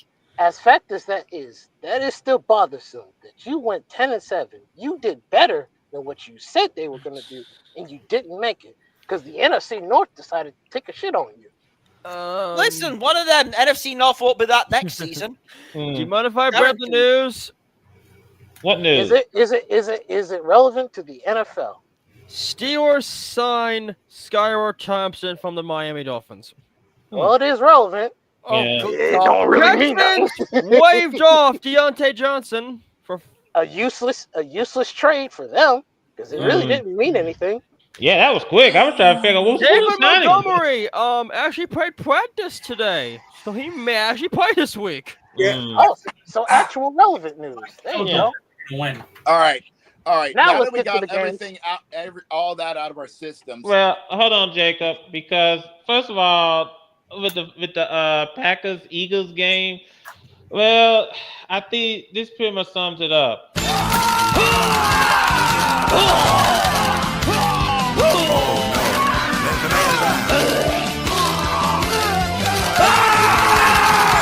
Lost.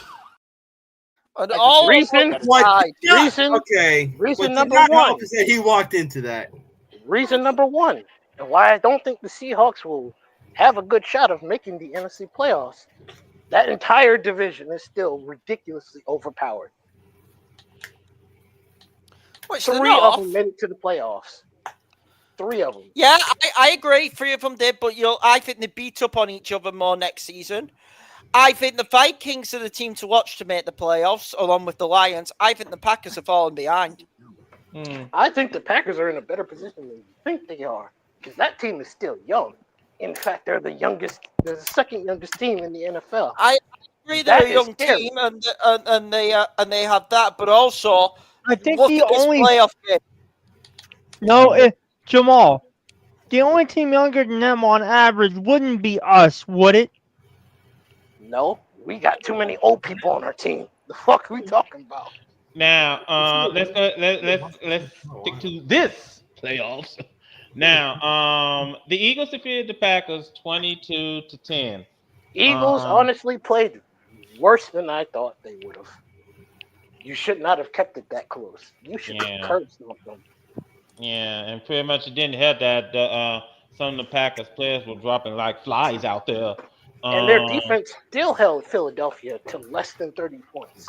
Mm-hmm. That team has a lot of potential to be a problem. Yeah. But it should be very interesting. The Eagles advance to the divisional. Meanwhile, for Green Bay, unfortunately for you guys, we have something for you. Hey, Green Bay. You Uber outside. These boys might have set the record for fastest playoff loss ever. It was then that the youngins learned everybody ain't Dallas. They gonna say it was injuries, but nah, y'all just got cooked. It was injuries. Well, why was he? Hold up. Why was he playing I Walk Alone though? Boulevard of Broken Dreams, but it's still funny. Yeah. Oh yeah. Now then, let me jeez. We gotta talk about it. We gotta talk about it. Later on Sunday Night Football, we saw the Commanders and the Buccaneers, and well, hey, that's the reason how come my avatar is a crow. A bowl of crow. A bowl of crow. Now I knew that Tampa Bay was going to lose. In fact, we all did. So with that in mind, I want to invite you all to an amusement park, a brand new amusement park in Tampa. Ladies and gentlemen, come on to Tampa's newest amusement park. It's the Tom Falls Experience. Come on in, sit on down, watch as you see an NFL head coach with so much ineptitude. You want behind sands here? Did he get this job? How did he get this job, you ask? Why, being Tom Bowles, of course. Sit back and watch as he leads a team that's supposed to be good on defense, comes up short every single time. Also, watch him lead the quarterback as he tells his quarterback go for a play he shouldn't go for and loses the ball down the stretch. So, if you want to see calamity, if you want to see some comedy, then come on down to the newest amusement park in Tampa Bay. It's the Todd Bowl Experience. Whatever you do not have false hope. He will kill it dry. I quit. That was funny as fuck, Carter. Technically, I think the theme park itself would be Raymond James. The Todd Bowles experience would just be an attraction, but it's still funny. Well, I mean, That it was is part of funny. the team, That was so good. I'll let him have that. Oh, by the way, I presume you did this cooking on Sunday, right? Because we're going for a few of the late games. Yeah. Oh, we hold on before you do. Hey, Carter, time to get on the grill, boy. Go 'Cause ahead. I have some words for you. Go ahead, Jamal. For a man who loves to bash Cody as much as you do, you sure do love to have a coach that's even more incompetent than the Colts offense. That is true. That's crazy. Jesus. How do y'all lose to the Commanders and give them their first playoff win? How do you do that? How do you let Jaden Daniels go out there and clown y'all? That's embarrassing. Embarrassing work, Carter. You should be ashamed of your team. Well, I know you are, because Todd Bowles is what we thought he was. Mm-hmm. A garbage man.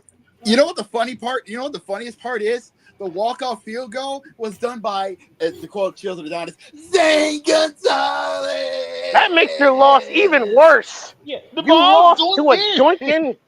You lost to a doinking field goal from Zane Gonzalez. Your franchise deserves to be clowned on. Mm-hmm.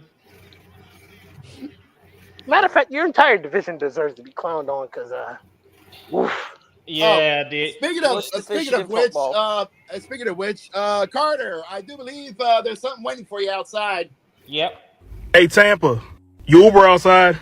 It's okay, boys. Jaden does that to the best of us. How does it feel to be the team the Commanders beat the don't play nobody allegations against? But you still get the gold medal for only team in Florida that didn't self-destruct. Dang. Okay. To catch up, Hit Kid on the other games. On Sunday, Houston outright. No. That's the game I really want to get into. It's too bad he ain't here. No, he's dealing with what's going on in LA. But I know he's dealing with the fires and safety and all that to the fire, but my God, Chargers! What a fucking pathetic performance. Justin Herbert, by the way. Fuck me. No more Lamar playoff choker allegations. Yeah, even if I he agree. loses, he still has more wins than Justin Herbert. Yeah, So honestly, Justin Herbert with an all-time dud. And I don't mean need an to hear all-time Chargers dud. fans talk about Lamar. They'll talk about Patrick Mahomes. Y'all suck. basically, How the hell do y'all lose to the Texans by like 4 touchdowns? Sorry.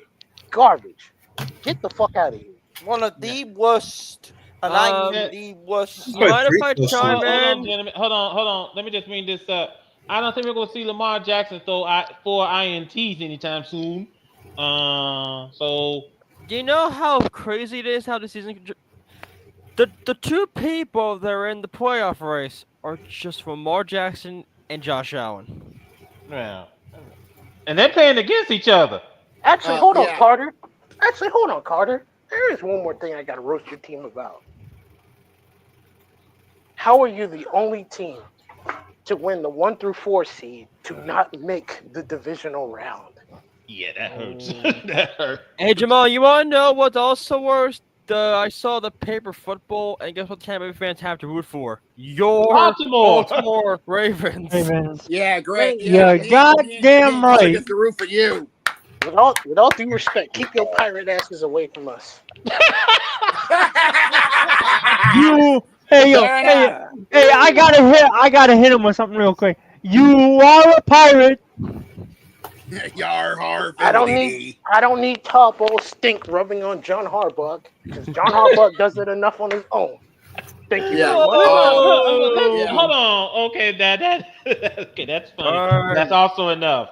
Right, let me hold on, Jacob, because we're gonna move far away from Davy Jones' locker as possible. I'm trying to move on. I'm trying to help Kid catch up. Also, Baltimore. Watched all the games. I did watch all the games. I'm just on about the Chargers. That was one of the weakest postseason performances ever. I wish Matt was fucking here because I would rip the shit out of this team. Okay, well, the Ravens defeated the Steelers.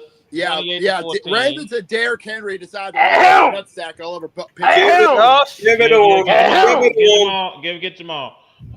The only voice that needs to be heard is me right now, because I'm about to talk some uncomfortable amount of shit. Pittsburgh has ran their mouth for a long time during this entire season about how they're the top team. Look at where y'all fell off at. 5 losses in a fucking row. 20 years of winning seasons. And what did that get you? Only 1 Super Bowl. You have as many Super Bowls as we do. Congratulations, Steelers. You have the most overrated stat in the NFL. How does it feel? How does it feel to lose to us again? We got 2 Super Bowls. For the purposes of what I'm getting at, follow me on this one. I'm getting at a point here. Yeah, let him fall. Because I don't count this. Because John Harbaugh was not there for the 2000 Super Bowl, so I'm not counting that one. That should be kind of obvious on my end. How do you have as many Super Bowls as us? Embarrassing. Failure. Fraudulent. I don't want to hear Steelers fans talking shit anymore. Because as far as I'm concerned, we are your equal. The last time y'all looked any bit good was the 1970s.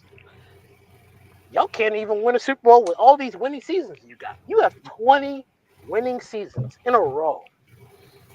And yet you only have 1 Super Bowl to make up for it. How is that good?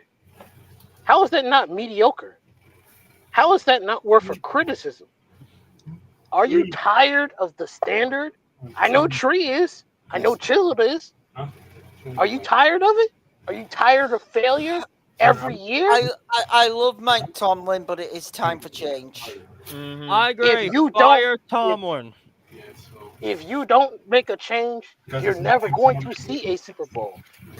And I don't feel sorry for you to say that. I'm not even on about fire Tomlin. I'm not even on about fire Tomlin. I'm not either, because I don't think he's all the I think with Tomlin's legacy in Pittsburgh, you don't deserve to be fired. What I'm on about, and you'll understand this, it ain't fire Tomlin for me. It's more this. Not fire Tomlin. Trade Tomlin. I bet there's a team out there which would want Tomlin as their coach. Oh yeah, due to the fact that we now know that teams can actually trade for coaches. Mm-hmm. Yeah, but who would? When the hell? The Broncos did it for Sean Payton, so it is possible. Mm-hmm. But that's not. We're missing the point here. Yeah. There's a message I'm getting at here. Pittsburgh is stale. They are complacent. They are comfortable. Trash. They're not trash. They're just complacent. They're comfortable with the winning season and nothing more. And that's the definition of repeating the same fucking result. Stop doing it, Pittsburgh. Win when you're supposed to, not when it don't matter. This is why Kansas City wins Super Bowls. Mm-hmm. This is why the Patriots win Super Bowls. This is why we won one. Stop being complacent. Now I'm done. Now we proceed to the next game. All right, now then on Sunday we saw the Bills beat the Broncos 31-7. Congratulations, Broncos! You got to the playoffs on house money, and then y'all got completely violated by the Bills, as expected. They got slapped. But to be fair for the Broncos, very successful season. Congrats to them. Mm-hmm. Congrats to them. They've had a successful season. There's a future there in Denver under Peyton. They need some more weapons on the offense because Cortland Sutton can't do everything. Mm-hmm. But that defense is still one of the best defenses also, in the NFL. Denver, I have some questions for you. Why'd you let Bo Nix play on a broken back for over 6 weeks? Oh, that's not good. Yeah, no, it's not. Why was he playing with the injured back for 6 weeks? He admitted this on an interview not too long ago. He was injured for over 6 weeks. But by the way, something else we'll have to keep an eye on in Pittsburgh. Their quarterback situation. Both Fields and I think they'll bring Russell back, but both of them are free agents, aren't they, into this offseason? Yeah. That's not even the only thing they have to worry about. Seattle get me Justin Fields. That's not the only thing they have to worry about. George Pickens might not be there anymore. Wait, hang on a second. Isn't there a new one for the Broncos? Did we forget about that? What? We played that Sunday. Oh fuck! Yeah, right, my. Carry on. And we already talked about the Eagles and Green Bay. We already talked about. But there is a stat that is worth mentioning. Washington has won their first playoff game since 2005. Thank you. At Carter's expense. Yeah. Thank you. Anyways, and now I'm gonna let Cody have that. All right. Yeah, I'm gonna now let we him get to the finale of Wild Card Weekend, and to be honest, this was a weird one. No, this wasn't weird. This was Sam No, it wasn't. versus No, the Ghost. hold on. Gentlemen, this is textbook Minnesota Vikings. This ain't weird. This is textbook Minnesota Vikings, and this was Sam Darnold. Okay, that's fair. It was textbook. I'm sorry. This one you could see coming. This one, LA Rams coming. The LA Rams took the Vikings to the woodshed, 27-9, in a game where it proved my point that you can use loss as motivation. So it makes the Chargers look even more like a bunch of bitches. The Rams went out there and they beat the dog shit out of Minnesota. Yeah. The reason I say it was weird is because of what was going on in LA. They had to play in a neutral site. I need to make this joke. Damn Cardinals fans! It must suck to know that one of your divisional rivals wins more meaningful games at your stadium than your team. Damn. Oh, damn. You know something? I just want to bring this up. I mean, I'm gonna let him have that. You know, the Rams and the NFL can say, like a good neighbor, State Farm is there. State Farm wasn't there for the Vikings, I'll tell you that much. Oh, and by the way, oh, go ahead. Let's shut down this Sam Darnold, JJ McCarthy QB controversy. It's over. I was seeing people are telling me that Seattle needs to trade for McCarthy, and all week I was saying, motherfuckers, he ain't going to be on the trade block after this week. Hell no. Tom Grossi said it. How dumb you gotta be? Tom Grossi said it best himself. He is more scared of Minnesota with JJ McCarthy than he is with Sam Darnold. Yeah, that's why I think that. That's why I really still do rate the Vikings going into next season. I think they're a really scary team. And, that team was built for JJ McCarthy. Also, built for Sam Darnold. I do have to point something out, and I know Jamal's gonna hear this. One of my coworkers is a Vikings fan. Oh shit! Poor bastard. Yeah. By the way, hold on. Let him finish. Because there was something he must have said. I want to hear it actually. Okay. Jose, what did he say? Or did he just admit he's a Vikings fan? When I saw him, I legit pulled him this. I told him, what happened? We were rooting for you. That's about it. And then, Jacob, I know you got to say about this, but this is the last Uber of the TikTok era. Cody, for fuck's sake. I was trying to say, hey, Sam Darnold, there's something waiting outside for you. Hey, Minnesota. You Uber outside. 14 wins and still got drove in the first round. An epic Vikinging. The fact that this might be the last Uber of the TikTok era is hilariously on brand. So bad they might have just took the playoff format down with them. I'm not finished. Hold on. I'm not finished. By the way, Sam Darnold, while you're taking that Uber down to Elimination Station, why don't you go stop at McDonald's?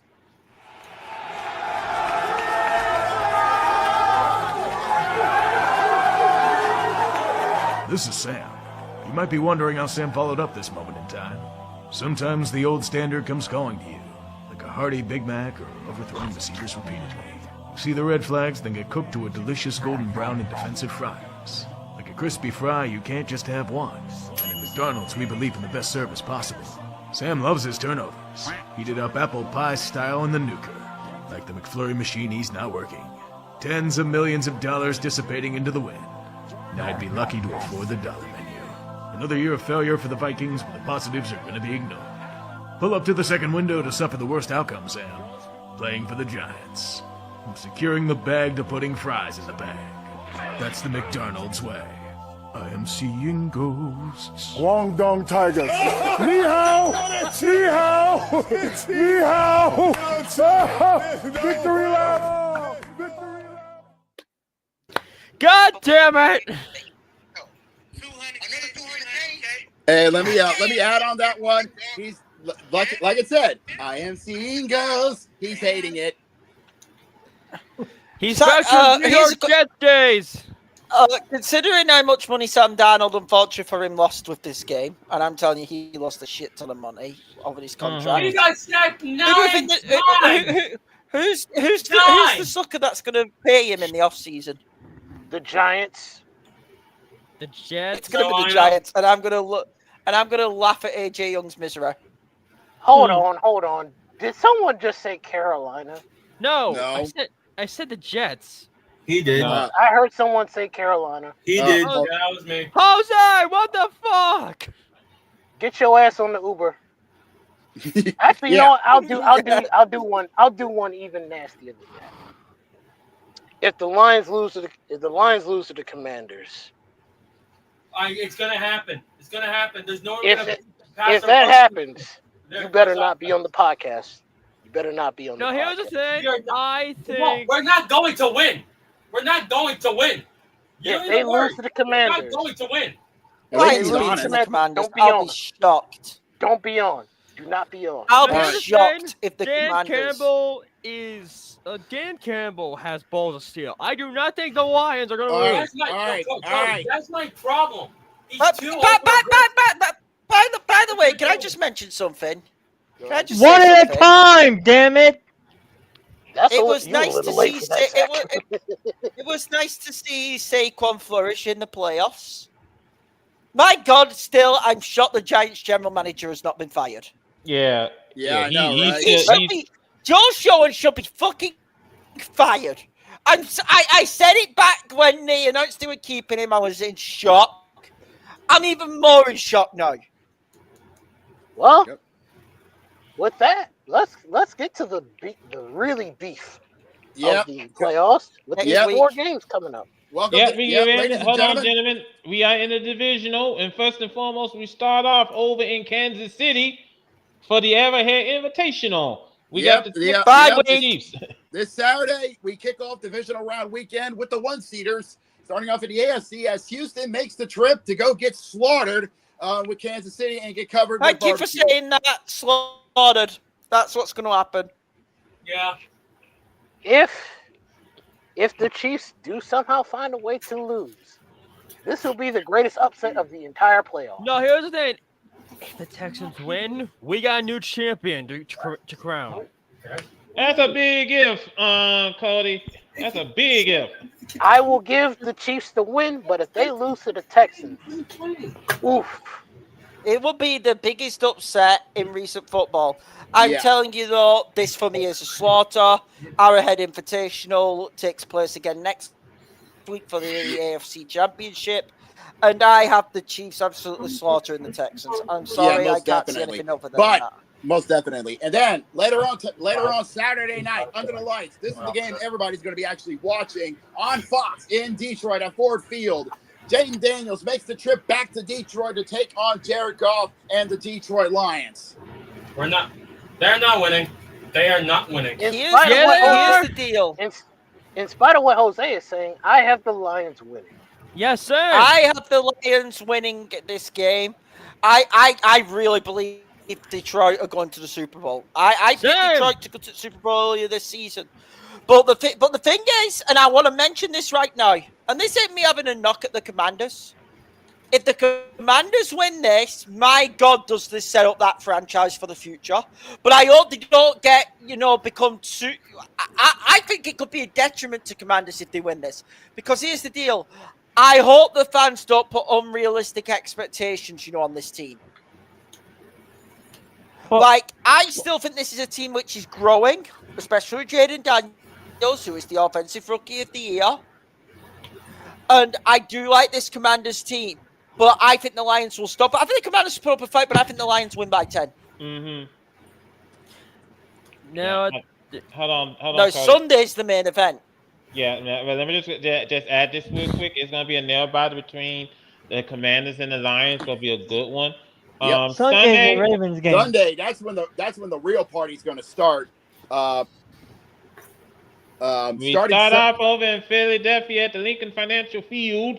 We got the Rams and the Eagles.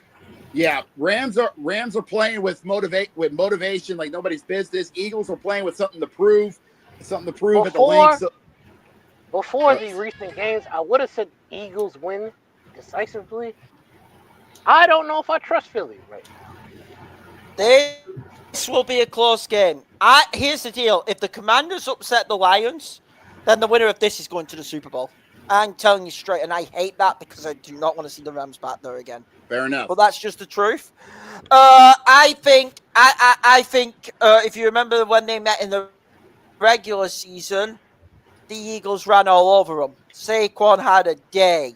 Okay? Mm-hmm. Like he had a day. The problem is now the Rams have heavy motivation to say, fuck all that shit. The Rams have a huge lot of motivation to win this game. I'm not even going to joke and lie about that. That's the truth. The Rams have all the motivation in the world to win this game. So I think with home advantage, that Philly crowd, I think Philly will actually squeak at this. Mm-hmm. Yep, Give me and Philly, in the but main it event will be slot close. to round out divisional round weekend over in Buffalo at the Ralph, we will see Josh Allen and the Bills go head to head with Lamar Jackson and King Henry of the Baltimore Ravens. Mind if I take a hot take? I'm just not gonna say this. I don't think Bills man was gonna win this. I think this may be the end. I think this may be the end stop, and Ravens win. Hey, who's here? You're here, but you're a couple of. Cody making a decently smart pick. Making a decently smart pick for once in his fucking life. Guess what? He ain't the only one picking the Ravens. I'm picking Baltimore. Not only am I picking Baltimore, I'm picking Baltimore to do what they did to the Rams earlier this season. I actually think this for me, I don't know why, unless Josh Allen has a skin out his teeth game, this could turn into an ass beating real quick. Let me explain. The Bills' defense is content with allowing Yum to be thrown on. If the Ravens get that, like, they're not good in short yardage, okay? They usually 5 or 6 yards score. They try to get you, on third down at short yardage. Mm-hmm. Yeah. If you let Derrick Henry run on you, which you did in the regular season, I think he's going to have another big game here. I then think it's going to open up for Lamar with the passing.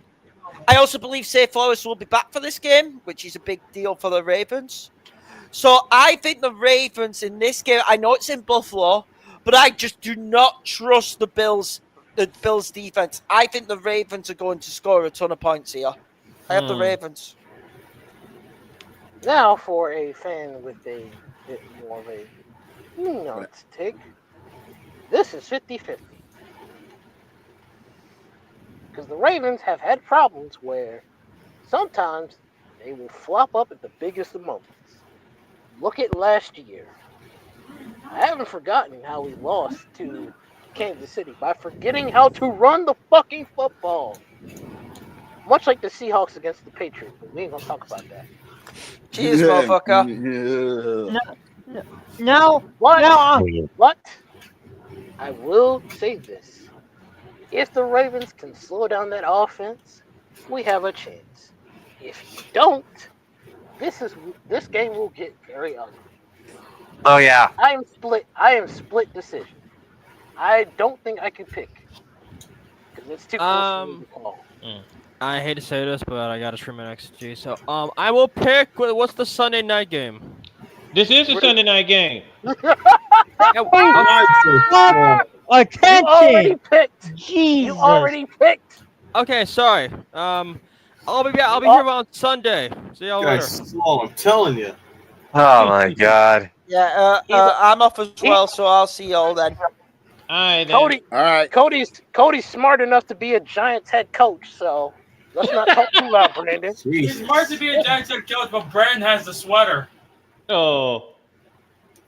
No, I'm dead serious. Again, he's smart enough to be a Giants head coach, so let's not talk too much now.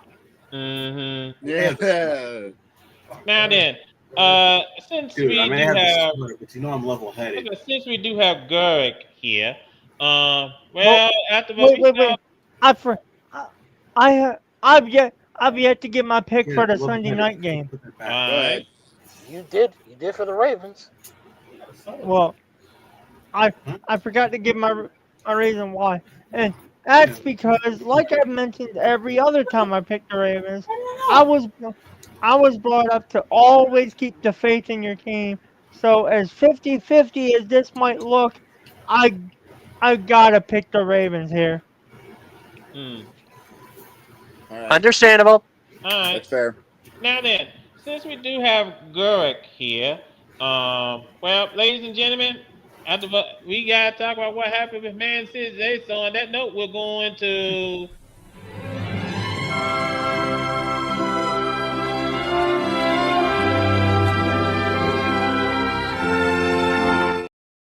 Welcome to this edition Oh, of As what the a Man joke. City Turns.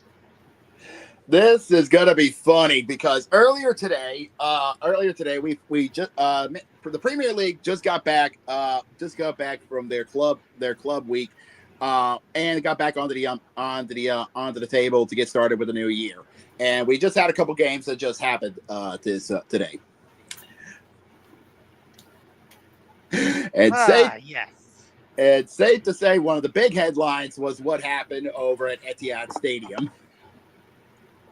Well, I'd say the big headline was the Nottingham Forest Liverpool game, but we're gonna discuss Man City because oh boy, Man City. just when you think that they got all better, oh, we're not losing games anymore. They're back and forth. We're finally back and forth.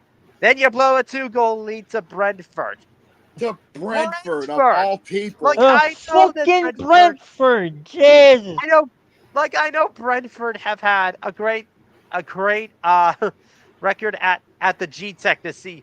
They've only lost like 3 games at home this season. But how do you blow a 2-goal lead to a team that lost to Plymouth Argyle 3 days ago? How do you do that? How do you choke that hard?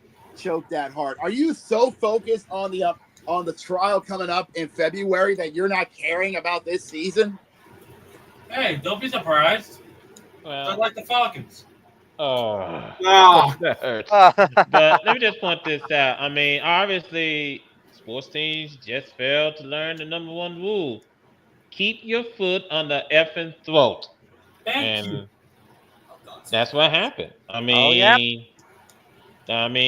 think Man City just got they got a little bit too comfortable. They thought it was a 2-0. That's it. That's all. And then went Jeff Saturday direction. Excuse me.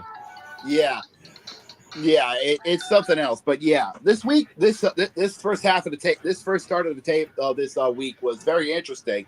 Nottingham Forest and Liverpool had themselves a knockdown, drag them out match, to say the least, at Anfield.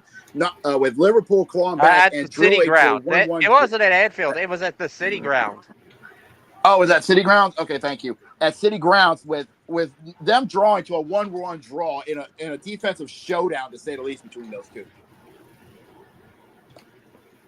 You know, and props can be to those two teams. You know. Yep. You know, so I'll give them Nottingham Forest credit. You kept Liverpool to a 1-1 draw. So props where props can be. You know, they were not Forest were the first to strike. Actually, they were. Chris Wood struck, and then they held it, and then Diogo Jota got right in. Yeah, it snuck in and equalized, and it just ended there. And you got to give Forest credit with that draw. They have now squeaked into number two for now in the standings. So if things were to end tomorrow, Forest would have themselves January football. Basically, well, kind of, they would because be in European football actually. well, yeah, Europe. Well, yeah, Europe basically. When I said January Also, football, I meant champion/Euros. But yeah, Champion well, League/Euro League. also, West Ham United defeated Fulham 3-2. Let's go! Bring on the hammers. Yep, and Chelsea took care of, and Chelsea and AC Bournemouth drew to a 2-2 tie. Yeah, Chelsea dropping points again. Let's go. Now, This doesn't really help Man United much as we're still in like fucking 10th, but whatever. Now tomorrow, Everton and Aston Villa are going to do battle. Yep. Ooh, that's gonna be good. That's gonna be good. Yep. Leicester City is gonna do battle with Crystal Palace. Mm-hmm. And Newcastle United will play against the Wanderers of Wolverhampton. The Wolves. Wolves. That's going to be at 1:30. And then rounding out the Wednesday festivities, Arsenal and the Spurs are going to do battle. I do believe that's derby football. Yes, it is the North London derby. I need this to end in a draw. I need both these sides to drop points. Now on Thursday, Ipswich Town and Brighton going to do battle. Yeah, Brighton and Hove, and then rounding out the match card table on Thursday at 3 o'clock. Man U will be going head to head with Southampton. We need these fucking points. We need these points. Well, considering the fact of what I've been hearing through the rumor mill that Man U is trying to get the paperwork done to possibly renovate and upgrade Old Trafford. Honestly, anything to help get a motivation will be good. Oh yeah, absolutely. Yeah, so I mean anything can happen. So just keep a close eye on that. Oh, most anyway, definitely. ladies and gentlemen, because that ground is in fact quite old. Yeah, and unfortunately, Father Time is showing its age very hard. Anyway, ladies and gentlemen, we thank you so much for joining us here this evening. First of all, if you like what you see, first and foremost, please subscribe to our channel, like this video, share this video, and when you do subscribe to our channel, please hit the bell. That's not it. I said bell, not silent. Yeah. So that you'll be notified whenever we stream. I want to thank Jamal. I want to thank Kit. I want to thank Garrick. Want to thank everybody for joining us here this evening. I tell you what, this first week of football, the playoff football, I mean, it was fun. Definitely, and safe to say, we might be seeing some more interesting football in the upcoming week, both in the NFL and of course next Monday with a national championship game. Yeah, absolutely. So I mean, I gotta head out, y'all. It was fun. All right, thanks for joining us. All right, have a good night, Zach. I'll see you in a bit. See you in a bit, brother. It's been fun. It's been great, and I'll tell you what. We got the divisionals this weekend, and of course the college football championship game coming up Monday in Atlanta. Ohio State and Notre Dame. It's gonna be a good one. So, like we said, it's gonna be a heavyweight title fight because both teams are determined to finally capture themselves a national championship. Absolutely. So much drought is going to end either 11 years or over 40 years. Yeah. Let me go ahead and run through some scores real quick before I turn the floor over to Jacob. On the court, the NBA court, Cavaliers are leading the Pacers 62-57. We're at halftime. The Thunder are leading the 76ers 58-43. Games heading to the second quarter. Hawks are leading the Suns 33-31. On the ice, switching to the ice real quick. Bruins are leading the Lightning 3-0. It is scoreless.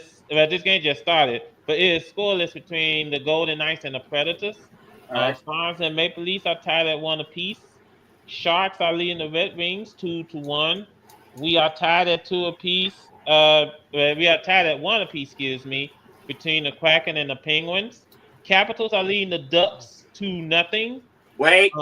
Wait. Any goals from Ovi on those two? No. Damn. Flyers and Blue Jays are tied at 1 apiece. We are scoreless at the Rock between the Panthers and the Devils. Scoreless on the island between the Senators and the Islanders. Scoreless on the USS Enterprise, but this game just started, by the way, between the Flames and the Blues. So a lot of action tonight. Yep, and don't forget on the college courts too. Don't forget the college courts as well. So basically, you got yourself a stacked night of action. Yeah, let me go ahead and run through them real quick. Auburn is leading Mississippi State 46-29. Alabama's leading Ole Miss 36-32 at halftime. DePaul is leading Marquette 46-43. Took a close eye in that game. That part might be an upset. Halftime, Kentucky's leading Texas A&M 35-32. In the second half, oh jeez, this game is getting ugly real quick. Illinois is leading Indiana 60-36. Oh God! Ew. Lord. Illinois. That game is just getting ugly. That's just wrong. That's just wrong on all fronts. Yeah. So on that note, go ahead. And one small part in the college hockey world. Number 2 ranked Boston College are leading Harvard 2-1. Harvard. I didn't know. Wait a minute. I didn't know Harvard had a hockey team. Yep. They're you'd be surprised too, considering the fact they also have a football team. But then again, I didn't know they have a football team. Yeah, this is the Ivy League we're talking about. Yeah, fair enough. Yeah, they're in ECAC conference, and BC is in Hockey East. The alignments are a bit different in college hockey, but still, and that's understandable. Yeah. All right, then, Jacob, go ahead and take us home. With pleasure, man. Safe to say, what a way to continue the halfway mark of January here on the year 2025. A lot of crazy stuff that's going on, both NBA, sports world. Of course, you got the NBA just and the NHL just getting closer and closer. It's All-Star break, the All-Star games. Then you got, of course, you got college basketball doing their run as we're just getting marched closer and closer to the madness. Safe to say, both on the men's and the women, you don't want to miss out on that one. Then, of course, you got the Major League Baseball. Sure, they're being quiet, but that doesn't mean we're not getting closer and closer to opening day of the 2025 season. And trust me, when that comes, we got 162 games to find out who's going to be hosting the Commissioner's Trophy. Then, of course, the big ones. The college football playoffs is just about to conclude. We got 2 teams left. Two hungry teams who want to hoist the national championship in the ATL. Someone's winning this damn thing, damn it! And on Monday, and trust me when I say this, you don't want to miss out. That's right. That's right. The train is chugging.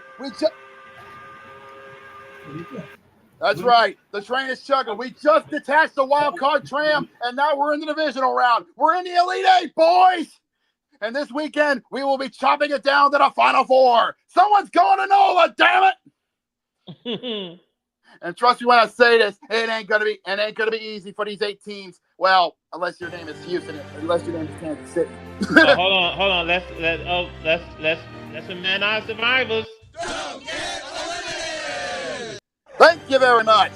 That's right. That's the golden rule, boys. You want to stay on the train? You know what to do. So, gentlemen, I say that for NFL players and for Ohio State and Notre Dame, I say this: sleep like king. And for this weekend, I want y'all to fight like warriors. Okay?